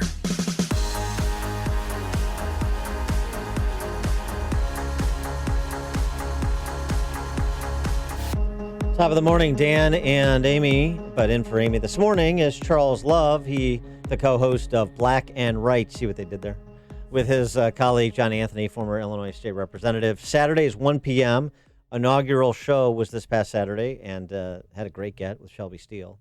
And you can hear that show every Saturday at 1 p.m. going forward. So you want to check that out, Charles. And Pete Buttigieg, Mayor Pete, he's that... a mannequin from the men's department at the Macy's in Mishawaka who's escaped and is running for president. Our country is under attack from white nationalist terrorism, inspiring murder on our soil, and abetted by weak gun laws. If we're serious about national security, we must summon the courage to name and defeat this evil. I don't think there's any lack of willingness to name the evil. With respect to the white supremacist or white supremacy-inspired shooter in El Paso. I don't think there's any unwillingness to name the evil with respect to the shooter in Dayton either, who was apparently not particularly inspired by politics as far as we know. I mean, he's made political statements, but it doesn't seem like necessarily that's what inspired him to open fire and that... into the crowd as he did, killing 9 and wounding 27 more. Seems like it's a bit more complicated. Weak gun laws? I'll tell you what, we're going to hear from the president at 9 a.m. this morning, and he's already sort of telegraphed a desire to work, Republicans, Democrats, to work on more rigorous background checks. He wants to twin that with something in the area of immigration reform, so we'll see how that goes. But... It seems to me one of the best arguments against gun control for the law-abiding, gun bans, which is really what the left wants, with respect to people who are peaceful and law-abiding, the ability to protect themselves. One of the best arguments is the sort of people this culture is producing across the spectrum, really. All kinds of pathologies and indulgences and pathologies. And that was certainly on display with respect to those who desire to lead this country politically. They're certainly not excluded from this conversation in terms of who was helping and who was engaged in cheap demagoguery. Mayor Pete hardly the only one. Listen to Bobby O'Rourke over the weekend leading the sprint to blame Trump for what happened in El Paso. Specifically, somehow I assume they'll tag Dayton on him too. In addition to red flag laws, we've got to acknowledge the hatred, the open racism that we're seeing. There's an environment of it in the United States. We see it on Fox News, we see it on the internet, but we also see it from our commander-in-chief. And he is encouraging this. He doesn't just tolerate it, he encourages it. Calling Mexican immigrants rapists and criminals, warning of an invasion at our border, seeking to ban all people of one religion. Folks are responding to this. It doesn't just offend us. It encourages the kind of violence that we're seeing, including in my hometown of El Paso yesterday. I mean, there's just so much inaccurate about that statement and incendiary. And by the way, he wasn't done there, as we talked about before. Then he later went on to compare Trump to the Third Reich. Yeah. Not alone. Cory Booker knows who's responsible for the 20 dead and dozens injured in El Paso. We have a president of the United States who is particularly responsible. My faith have this idea that you reap what you sow, and he is sowing seeds of hatred in our country, and this harvest of hate violence that we're seeing right now lies at his feet. When you have the president from the highest moral office in our land talking about invasions and infestations and shithole countries, the kind of things that come out of his mouth that so harm the moral fabric of our nation, he is responsible. He's responsible when he has taken no action whatsoever to even condemn white supremacy, even when his own FBI is talking about this being sourcing major parts of our problem. So we have a president who is responsible, who is not taking that responsibility and is doing nothing to address the deepening crisis in our country of this kind of violence. You can expect to hear more of that line of argumentation in the coming weeks from all the POTUS aspirants. For more on this topic, we're pleased to be joined again by Cheryl Chumley. She's the online opinion editor for the Washington Times and author of The Devil in D.C., Winning Back the Country from the Beast in Washington. Cheryl, thanks for joining us again. Appreciate it. Hey, thanks for having me, both of you, Dan, Charles. So how have you processed what you've been hearing in terms of assigning responsibility to President Trump for particularly what happened in El Paso? It's the same way I always do when a shooting like this occurs. It's just as predictable as the left is about coming out and saying that it's the fault of the guns and we need to kill the Second Amendment. I've been out there saying that this whole issue comes back to one basic theme, and it's that we've removed God from society. That's why we have fatherless families. That's why we have broken homes. That's why we have drug use and mass prescription of behavior-inducing drugs and so forth. And all those things contribute to the mental illness that leads to the shootings that we've been seeing. Well, I think that's really important what you're saying. Because now you're talking about solutions and getting down to the brass tacks of the problem. I think that if you think about they say guns is the gun problem, and they say it's a mental health problem, but no one talks culture, and I'm all about the culture. And I want your thoughts on this. So they say we have about 300 million guns in the country, but for years we've had over 100 million, and so that's not new. And it's not new that we have mental health problems. I mean, that didn't just happen in the last 5 or 10 years. So we have to, as a society, ask ourselves, so we have these two problems have been around for years. We also have more money, more information, more charities, more laws, and more access to resources than we've ever had before. But we didn't have these shootings in the 40s, 50s, and 60s. So what is the one thing common denominator that's changed? And I think you're right. So what do you think we need to do to get people to actually talk about that and focus on that rather than guns and just mental health? Well, I do have a column coming out in tomorrow's paper in the Washington Times called Why Shooters Shoot, where I go into this backed with statistics. And there's no way around it. You cannot separate the culture from what's going on in America right now.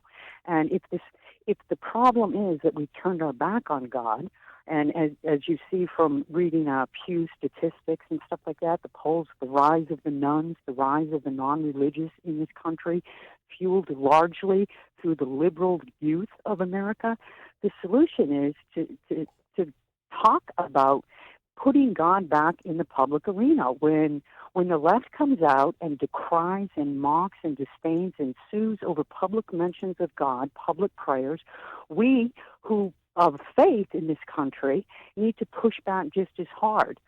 Things like moments of silence and prayer in school. There is a movement that I just wrote about a month ago that's taking place in this country to put these things back in school.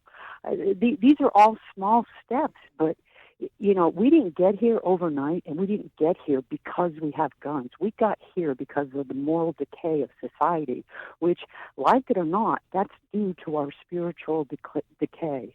Yeah, and it's one of those things, though, that doesn't provide a ready-made answer of how we're going to prevent this from happening tomorrow and next week and next month, and so people just don't want to talk about it. I mean, we're talking about the two mass shootings that everybody's talking about, but here in Chicago there was a third this weekend. We had the numbers keep going up: 7 shot and killed, 55 shot and injured. You consider that a pretty big mass shooting. I mean, unfortunately, it's become sort of normal in Chicago, and so it doesn't even get talked about. It barely gets talked about here, much less outside the city. And it's sort of the same. It's sort of the same dynamic. You have pronouncements from law enforcement, from the politicians about how that's enough. Now we're really going to get serious about it, and there's nothing you can get serious with because you can't put back together Humpty Dumpty. You can't put back together the families that you've incentivized to break up over the last 50 years. You're right, but you can do common sense things. Just at my newspaper, just a couple of days ago, we had this presentation from a law enforcement official talking about active shooter situations and how we, as employees of a newspaper, could defend ourselves. These types of discussions are happening all over America, and that's good. But the 2-hour presentation I listened to from this police officer all pointed back to one issue, and that was the need for better right to carry laws. The fact is, it takes minutes for law enforcement to respond to these active shooter situations, and within those minutes, dozens can be killed. And yet, if we have the right to carry in these areas that are currently prohibited from carrying, those numbers could go down dramatically. I am all in favor of arming teachers. I'm all in favor of guns being allowed into churches. And in lieu of that, I'm all in favor of armed presences at these facilities. We need that because that's the pragmatic, ugly look at the reality we're facing right now.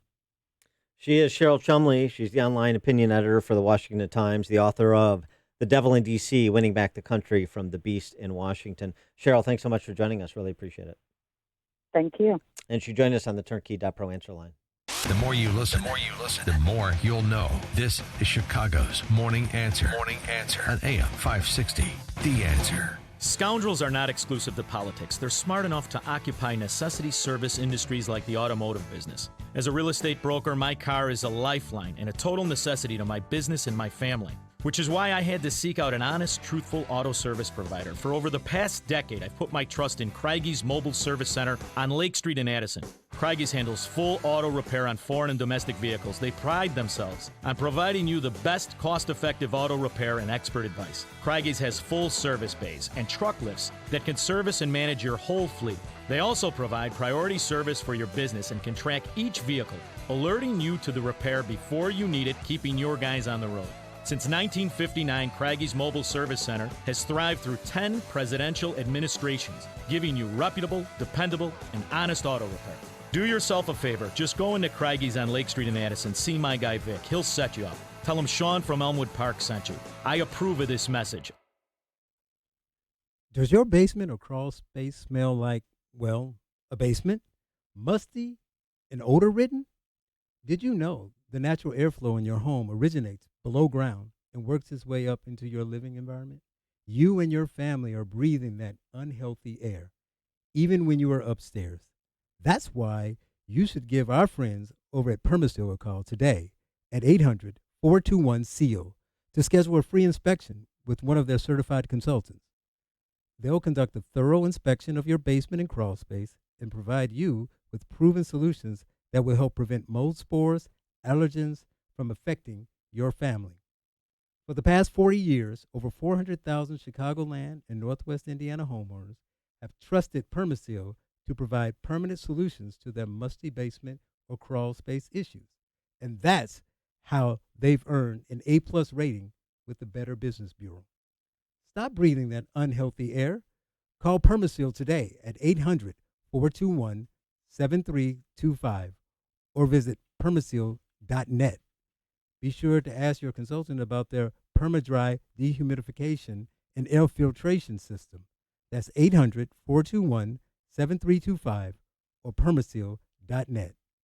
Permaseal. Hey, look at this. Why are you on your phone? We have dinner reservations. I'm getting a quote for life insurance from Ethos. Just look. Wow. I thought it would be more expensive. A friend told me about Ethos. It's a new, straightforward kind of term life insurance that offers policies for any budget. Let's do an estimate for you. Do we have time? You just answer 4 simple questions to get an instant quote. These are easy questions. And there's the instant quote.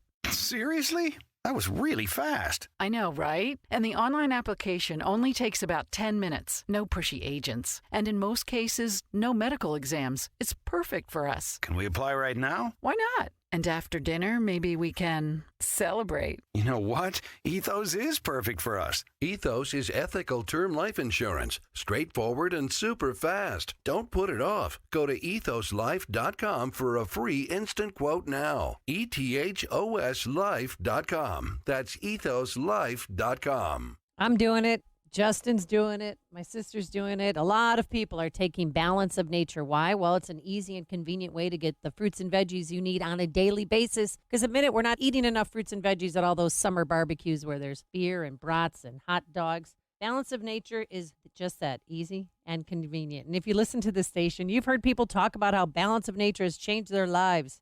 And it could do the same for you. So start living a healthier life today by taking Balance of Nature. Experience the difference for yourself. For a limited time, all new preferred customers will receive an additional 30% discount and free shipping on your first Balance of Nature order. You will also receive an extra $10 off on any additional set of fruits and veggies that you purchase. This summer special offer will expire soon, so do not wait. Call 800-246-8751 or go to balanceofnature.com. Use discount code Chicago. AM 560, The Answer. Dan and Charles Love in for Amy J this morning. Charles Love, Saturdays, 1 p.m. He co-hosts a new program here on AM 560 with former state representative John Anthony called Black and Right.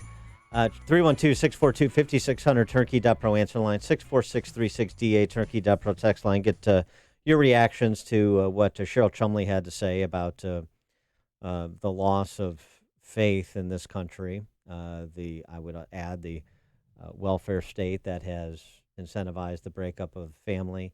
Also, this issue of agency and the idea you play cheap sort of guilt by association politics in a lot of different directions to remove agency from people. That's what the welfare state does.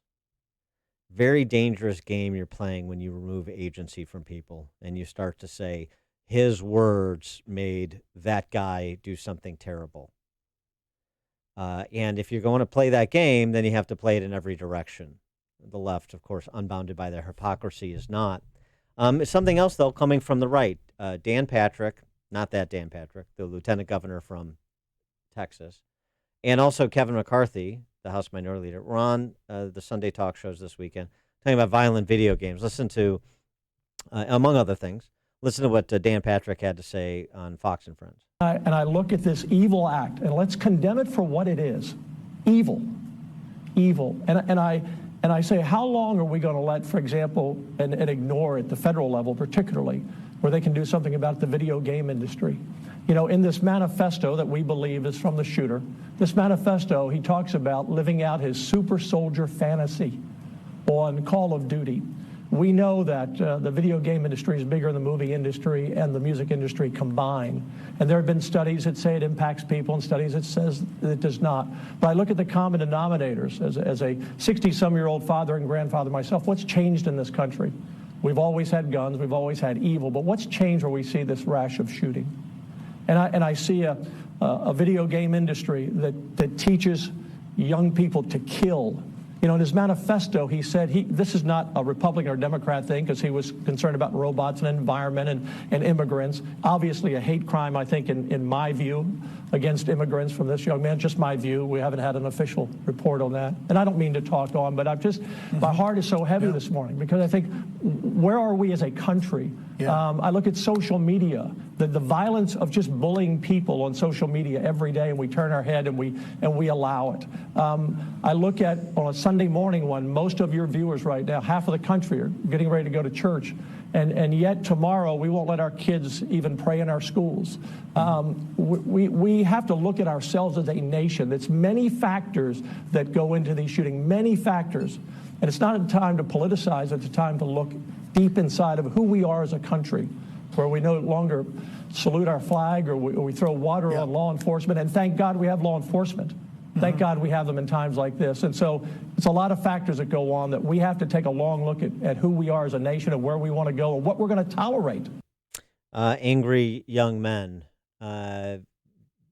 disconnected from civil society because of video games or online bullying. That's not terribly persuasive to me. And there's just not a lot of research to back up the violent video game claim. It's not to say that's necessarily a productive behavior, but I mean, look, I was killing space aliens at arcades when I was growing up too. Don't become a shooter. Even the very realistic war games like Call of Duty, Obviously, millions and millions of kids play them, and they never break the law. So there's something larger at play. And, we see this every day, the pathology in Chicago. Again, we just mentioned it in our conversation with Cheryl Chumley from Washington Times. 55 shots, 7 dead in Chicago just this weekend. Right. Well, on this video game piece, I'm kind of somewhere in the middle. So I understand that it's definitely not the issue. I don't think we should go. He's like, they need to do something about it. I'm not going to go that far. But I will say it's kind of a, I'm all about the culture, but it's kind of an accelerant, right? So if you have that perfect cocktail already, so you and I can play video games all the time. For me, at the advent of gangster rap, I used to listen to it, but I looked at it like entertainment. I'd laugh. Look at the silly stuff he said. Right. But if you have that cocktail of the person who's in a single home, who's removed from God and all these other things, and then you sprinkle that on top, it can make the fire bigger. But I definitely wouldn't say blame it. So yeah, I think that's a good way to look at it. I think that's really it's an accelerant. It's something, right? You have this tinder, and this can perhaps be something that lights it. A Wall Street Journal editorial over the weekend, "The Killers in Our Midst," makes a point that I don't think, again, we talk enough about, and it's not just churches. The mediating institutions in civil society that help individuals form cultural and social attachments. Churches, yes. Businesses, social clubs, charitable groups. It can be something as simple as a bowling league, and especially, of course, the family. When those little platoons of democracy, starting with the family, break down, then you have kids living in isolation. No mediating adult influences, no mediating social influences. They get gaslighted by some idiotic book online or rants online from some supremacist of any sort, whether it's white or something else. And you have people that, like you say, have other problems all coming together to form this perfect cocktail, poisonous cocktail, and the expression is devastating. So you think you always try to start with premises or building blocks of civilization and civil society, and what kind of health or lack of health do we find those mediating institutions in at this point? How much confidence and trust do people place in those mediating institutions beyond their local bowling league with colleagues, but that integration of kids into civil society? It seems to me there's a breakdown there, at least for some, and that breakdown is catastrophic. All right, we're going to pick up our discussion of this a little bit, and also this guy, Rob Cordes, is the Michigan man who brings his large, loud, pro-Trump flow to downtown streets, including in places like Chicago. We'll get an understanding of what his mission is when he joins us at 8:38. But now we check the headlines with Mike Scott. Sunshine, 75 degrees at 8:32. Some in Ohio are frustrated at the city of Dayton after they became the site of a second mass murder over the weekend. Governor Mike DeWine spoke at a candlelight vigil last night and was briefly interrupted by chants. Several hundred gathered there remembering the 9 killed and 30 injured. Local leaders offered their condolences, but heard from the crowd last night, and some congressional members today are saying they're willing to cancel recess and head back to the Capitol to vote on some types of gun legislation. It's something that I would be happy to do. I'd happily come back to Washington to have a conversation about gun violence. CBS's Face the Nation had South Carolina Republican Senator Tim Scott saying he would leave for Washington, D.C. if it meant passing stricter background checks. Lowe's is laying off thousands of store workers as the home improvement chain tries to increase profits. Wall Street Journal reporting that Lowe's will lay off employees who handle maintenance and product assembly work. The Dow this morning, following on the heels of down days in Asia and Europe, is already down 411. Chicago police leaders say they'll take action following a violent weekend. At least 6 killed, 53 shot since Friday evening, 16 alone shot in 2 separate incidents. Police Superintendent Eddie Johnson. You have to stop and ask yourself, what more will it take before we get a handle on what's going on, not just in Chicago, but across the country? Authorities are also investigating a deadly blaze in Chicago on the northwest side. It broke out in a first-floor condo in a 3-story building in the 3100 block of North California. It's not so much that the people of Illinois want to leave, but rather they want Chicago to go. Petitioners have been gathering lots of support in recent months to break off Cook County into its own territory, separate from the state. The current drive is to divorce Chicago and Cook from the state, linked to the urban-rural divide of the state. So-called separatists from central and southern Illinois point to divides on abortion, legalization of marijuana, and Second Amendment rights as particular sticking points. Chicago's status as a sanctuary city for illegal immigrants is also a divisive issue statewide.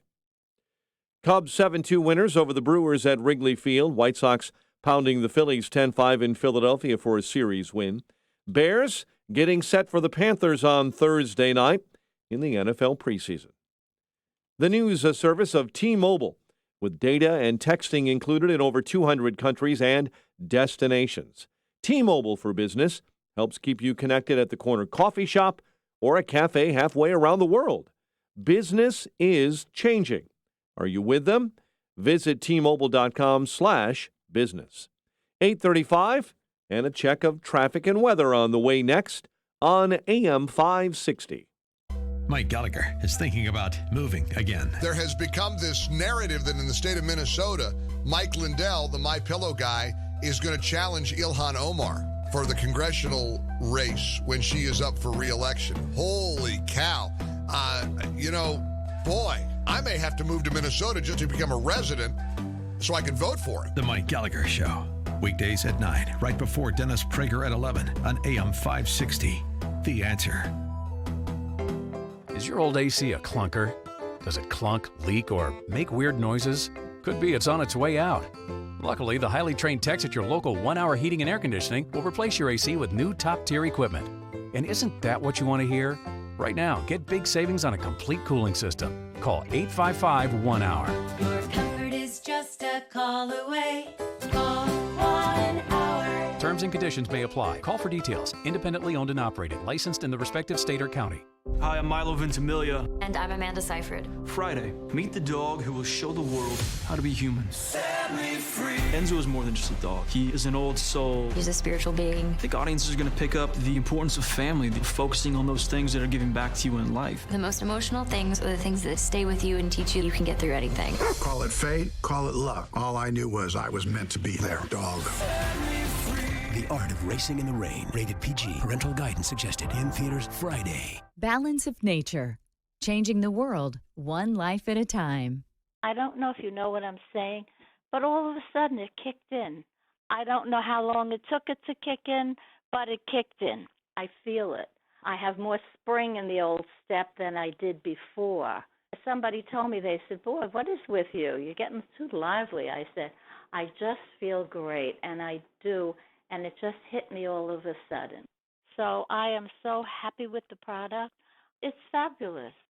Experience the Balance of Nature difference for yourself. For a limited time, all new preferred customers will receive an additional 30% discount and free shipping on your first Balance of Nature order. You will also receive an extra $10 off on any additional set of fruits and veggies you purchase. This summer special will expire, so don't wait. Call 800-2468-751 or go to balanceofnature.com and use discount code CHICAGO. Blue Emu supports healthy muscles and joints. Blue Emu works fast and you won't stink. 8:38 AM 560 Traffic Center time. Here's Jim Telemonte.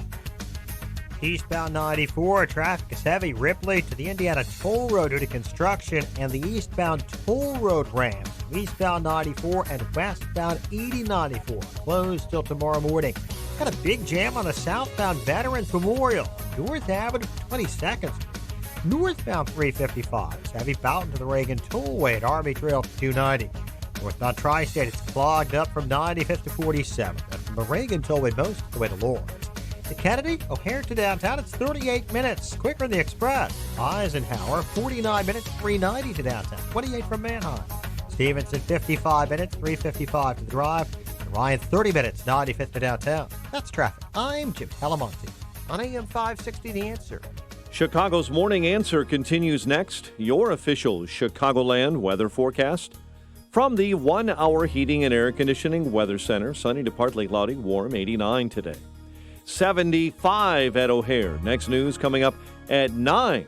Chicago's Morning Answer with Dan and Amy continues next on AM 560, The Answer. This hourly segment is brought to you by Secure Retirement Radio with host Raj Shah. Sunday mornings at 7 on AM 560, The Answer. Coming up next, it's me, Mike Gallagher, right after Chicago's Morning Answer with Dan and Amy on AM 560, The Answer. Good morning, Dan. And in for Amy this morning is Charles Love. He's the co-host of a new program that airs Saturdays at 1 p.m. on AM 560 called Black and Right. He co-hosts with John Anthony, former Illinois State Representative, and started off with a great show on Saturday featuring Shelby Steele, interview with Shelby Steele. And so, again, Saturdays, 1 p.m., you want to check them out. And also, just in terms of, in these tragic events, we do have acts of heroism, talking about the shootings over the weekend. And in El Paso, there was a man that you should hear about. It's nice to talk about the Samaritanism that's sort of instinctive, I think, in Americans. But it gets drowned out by the din of cheap binary political chatter on the cable news networks. So hear from Glenn Oakley. Glenn Oakley was going to the Foot Locker in the mall where that Walmart is, the shopping mall that the El Paso shooter shot up. And Glenn Oakley happens to be military, 1st Armored Division out of Fort Bliss in Texas. And here's how he reacted once he understood what was happening. A little kid runs in and talking about active shooter in Walmart, but being the guy that's that works there, we're just like, he's a kid, so we didn't believe him. So I walk out the mall, go to Foot Locker, I hear bop, bop. I got my lights carried, so I pull my gun out. And I just started to hide, and they closed the Foot Locker. And some people in there, they were so scared, they just lifted the cage, and they just dipped. So I ran with them, and I just tried to make my way to the parking lot. And I see a whole bunch of kids just running around, without their parents and stuff. So I got my bag in my hand. I'm trying to pick them up as many as I can, just run out. But they're so anxious, they're jumping out of my hand. So ain't much I could do for the kids. So I just made my way out. And when I got out, I guess one of the cops thought I was a shooter or something. So I had to show him my clip and stuff, show him it was still full. I got my lights carried. He said I was fine. Go out. I called a friend, told him to come pick up my gun. And I'm here now, but it was just a whole bunch of kids up in there. I'm sorry, I'm shaking. But it was a whole bunch of kids in there. And I just hope nothing happens to the kids, because they were out their parents and stuff. I tried to pick up as many as I could and bring them out with me. So, good guy with a gun runs and picks up as many kids as he could, as he was describing, who were wandering around the mall without their parents because, of course, of the chaos of the situation. Good guy with a gun, good guys with guns in Dayton that put down that shooter in under a minute. The additional carnage that could have been inflicted if they weren't there and didn't react as quickly as they did. And also just the stories coming out of El Paso that have nothing to do with politics, which, of course, will dominate the analysis of this. El Paso puts a word out for blood donations because, of course, of the medical facilities overwhelmed by the number of injured that they're trying to treat. And immediately, and the local stations had shots of the crowds, immediately lines around the block to donate blood to the local medical centers in El Paso that were treating the injured. So, it reminds you there's another dynamic at play than the one that you see playing out on the Sunday talkies. Sort of consistent with that, though this may be less of a unifying event just based on the politics of it, but this is very interesting. I saw this at the blockclub.com, Block Club Chicago, actually blockclubchicago.org, sort of a local outlet. Michigan man brings his large, loud, pro-Trump float to downtown streets, annoying Chicagoans. So Rob Cordes is calling this his Uniting America tour. He's got this big Trump float that has Trump's name in big letters, just like Trump likes it, with Drain the Swamp, Secure America's Border, Making America Great Again, list of the, essentially the platform headers on the float as well. This was characterized by one. Holly Prindle was walking away from the lakefront Wednesday last week when she suddenly heard Aretha Franklin's Think over a loudspeaker. Good song choice. She looked up, spotted a parade-style float heading down Michigan Avenue emblazoned with big bold letters, Trump and Build the Wall. She was confused as to why the float's creator chose this venue to display his political statement. You're in Chicago, Holly Prindle said, talking out loud. I guess she hasn't heard from Jussie Smollett that this is MAGA country. For more on the topic, we're pleased to be joined by Rob Cortis, the man behind Trump Unity Bridge. Rob, thanks for joining us. You're welcome. Good morning. How is everybody doing today? Good morning. So how is the coast-to-coast, border-to-border Unity Bridge campaign going? How were you received last week in Chicago? I was received very, very well, and I wish this lady would have came and talked to me, or some of the media would, like you guys did, because I was in Chicago, and I go to different cities because a lot of Americans need to be educated to learn to use common sense and to learn the facts before they jump to conclusions and make a comment. And we were playing Aretha Franklin Think because we want people to think about President Trump, what he's doing. We want him to judge. We'd like people to judge him by his achievements and accomplishments, not by what other people say about him. And we want them to think about the policies, like what would the wall do for us? Can somebody go jump and climb over it? Yes, probably. But the wall will slow them down. We give the opportunity for them to be detained because they'll have video surveillance, and probably seismic vibration sensors and all sorts of new technology there.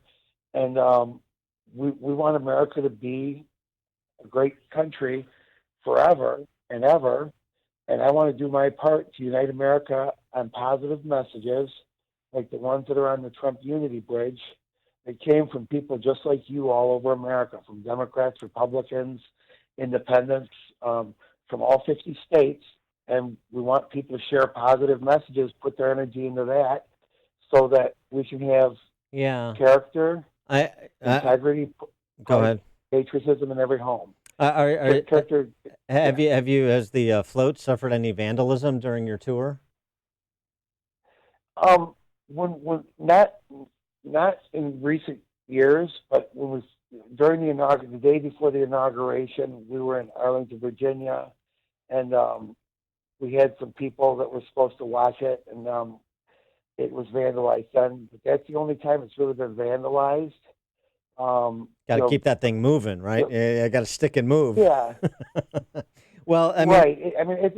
It's people have come by and they somebody tried punching it, and they hurt their hand. It was made by Americans, built tough, like my Chevy truck that I towed with. And what was the inspiration to do this in the first place, and your ability to do this too, take time off from work or whatever it is you're doing to focus on trying to unify the country through a float? Well, it's pretty interesting and simple. I went through a divorce. My wife got the house, and I took the bridge going over the river. The bridge was built by my uncle and my father, and my uncle was a union welder for the auto workers for General Motors, and so he got his buddies. They built the bridge to go over my river, and then I went and it got stolen from. I had it on a property, and a building company stole it to put on their building site that they were building, and then I put an internet campaign and did a press conference, and it went around the world in 24 hours. We found it in 48 hours. It was located. People said, "Oh, we saw that here." So we got it back, and I put it at my restaurant in Green Oak Township, Whitmore Lake. And the city said that it was an illegal bridge in the garden. It was just sitting on the ground, and that people could die if, because the zoning department didn't look at it, and the planning commission and the site plan wasn't approved to put it in the garden. So they said people could get hurt and die on it. So I had to remove it. So I took it to a welder and asked them to put wheels on it and a tongue on it. I want to make it a mobile unity bridge for people to get married on, okay, for a wedding bridge, so you can take it to your garden and stuff like that. Okay, and I was Talk about a bridge to I nowhere. did weddings. Yeah. Yeah, I did weddings. I said, I'll take it, put it in somebody's backyard, put the bride and groom's name on it, put flowers on it, and Sure. have it a wedding bridge. Yeah, of course. Right, and then, so then over the next few days, I was already trumping with my SUV, driving around with Trump signs on it, promoting President Trump with the truck, going to rallies and supporting. And I woke up one morning. I woke up and the Pope was saying Trump needs to be building bridges, not walls. And the media was saying if Trump thinks he's going to get elected, he has to beat out 17 of the greatest politicians in American history that are all experienced. And they're like, "Good luck, Trump," sarcastically. So I just woke up the next morning and said, "Wait a minute. I'm going to make it the Trump Unity Bridge." The Pope said build bridges, not walls, so I'm on a mission from God Yeah. to make America great again This and is- support President Trump's agenda. So this is some cross between Field of Dreams and Blues Brothers. Yeah, this is really something. So how many, have you had any actual weddings on the bridge? The Unity Bridge? We haven't had a wedding. We haven't had a wedding yet. I haven't promoted it that much. But now that I'm on your show, Sure. everybody in America, if somebody wants to get married on the Trump Unity Bridge, we will meet with you, and there'll be no charge for it. We'll just try to come to you. If you're somewhere way far away in the country, if it's in our route, we'll stop for free. If not, maybe chip in for some gas money so we can do the first wedding on the Trump Unity Bridge. We're talking to Rob Cordes. We're talking to Rob Cordes, the man behind Trump's Unity Bridge. It made a recent visit to Chicago and escaped with his life, which is always a positive. Let me ask you though: were you political at all before Trump? Or is this like your first foray into politics and with both feet because of Trump? I was never in politics before this. I was patriotic and voted, stood for the Pledge of Allegiance, and I did all my appropriate things, removed my hat, and I have pride and manners. I open a door for a lady and people when I'm going into a restaurant or a store, and just kind and courteous, normal person, and that's the way I'm trying to hope that we can get the education system to teach that, because if you look at Chicago and you look at what Obama did for 8 years to help the people of Chicago and to cut the murder rate and to teach people integrity and American pride and manners, he didn't do anything for Chicago. He just took cash from them, and he went in with a few $1 million, and now he has tons of millions of bucks. He's went in a wealthy man. Now he's extremely wealthy. So I'm not very proud of what he did. Is your son involved in this Unity Bridge tour as well? My son has supported me. He helped me build it. He started when he was 16, and one of the things that got him going on this was he went to school. He was the only kid in his class that stood for the Pledge of Allegiance as a senior in high school. And when I found out about that, and I called the school and the principal, that's what got me going on the education system. Is the principal and the teacher were like, "Oh, well, we tell the kids that they make their own choices and they do what they want when it comes to things like that and showing integrity and pride." And well, wait a minute. When we go to school, we're supposed to learn character, integrity, and pride. And the teachers aren't teaching it. They're saying, do what you want. Be a goofball, slough off. That didn't make sense to me. Don't show patriotism. And so that got me going. And then my son actually put together a speech, and he spoke at a free speech rally on the steps of the Capitol in Lansing, Michigan. And he just hit it out of the park. He gave a great speech, told his story, and that's what got his speech was awesome. And then he also spoke on at the Moore rally, the mother of all rallies, on the lawn at our National Mall in Washington. So, and now he's spoken a few times, but he's big on education. He's big on pride and integrity, and he's big on the whole America First agenda, and he supports it. And he supports kindness to people. Share the goodness of God. If you don't believe in God, show us what you've got for your goodness. Stop this violence and let's make America a better place. All right, he is he's Robert Cordes, the man behind the Trump Unity Bridge. He's promoting President Trump, coming to a locale near you. You can follow Rob's travels with his Unity Bridge float. Robert Cordes, Cortis, robertcordes.com.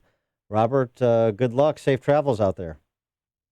Hey, look for us. We're going to be on Hollywood Boulevard, I think on August 15th. We'll be there with the Trump Unity Bridge right in front of Donald Trump's star, so come check us out. Wear a helmet for that one. Thanks, Robert. Appreciate it. And he joined us on the Turnkey.Pro answer line. There's only one radio show in Chicago talking about today's biggest stories and telling you what they really mean. That show is this one, Chicago's Morning Answer on AM 560, The Answer.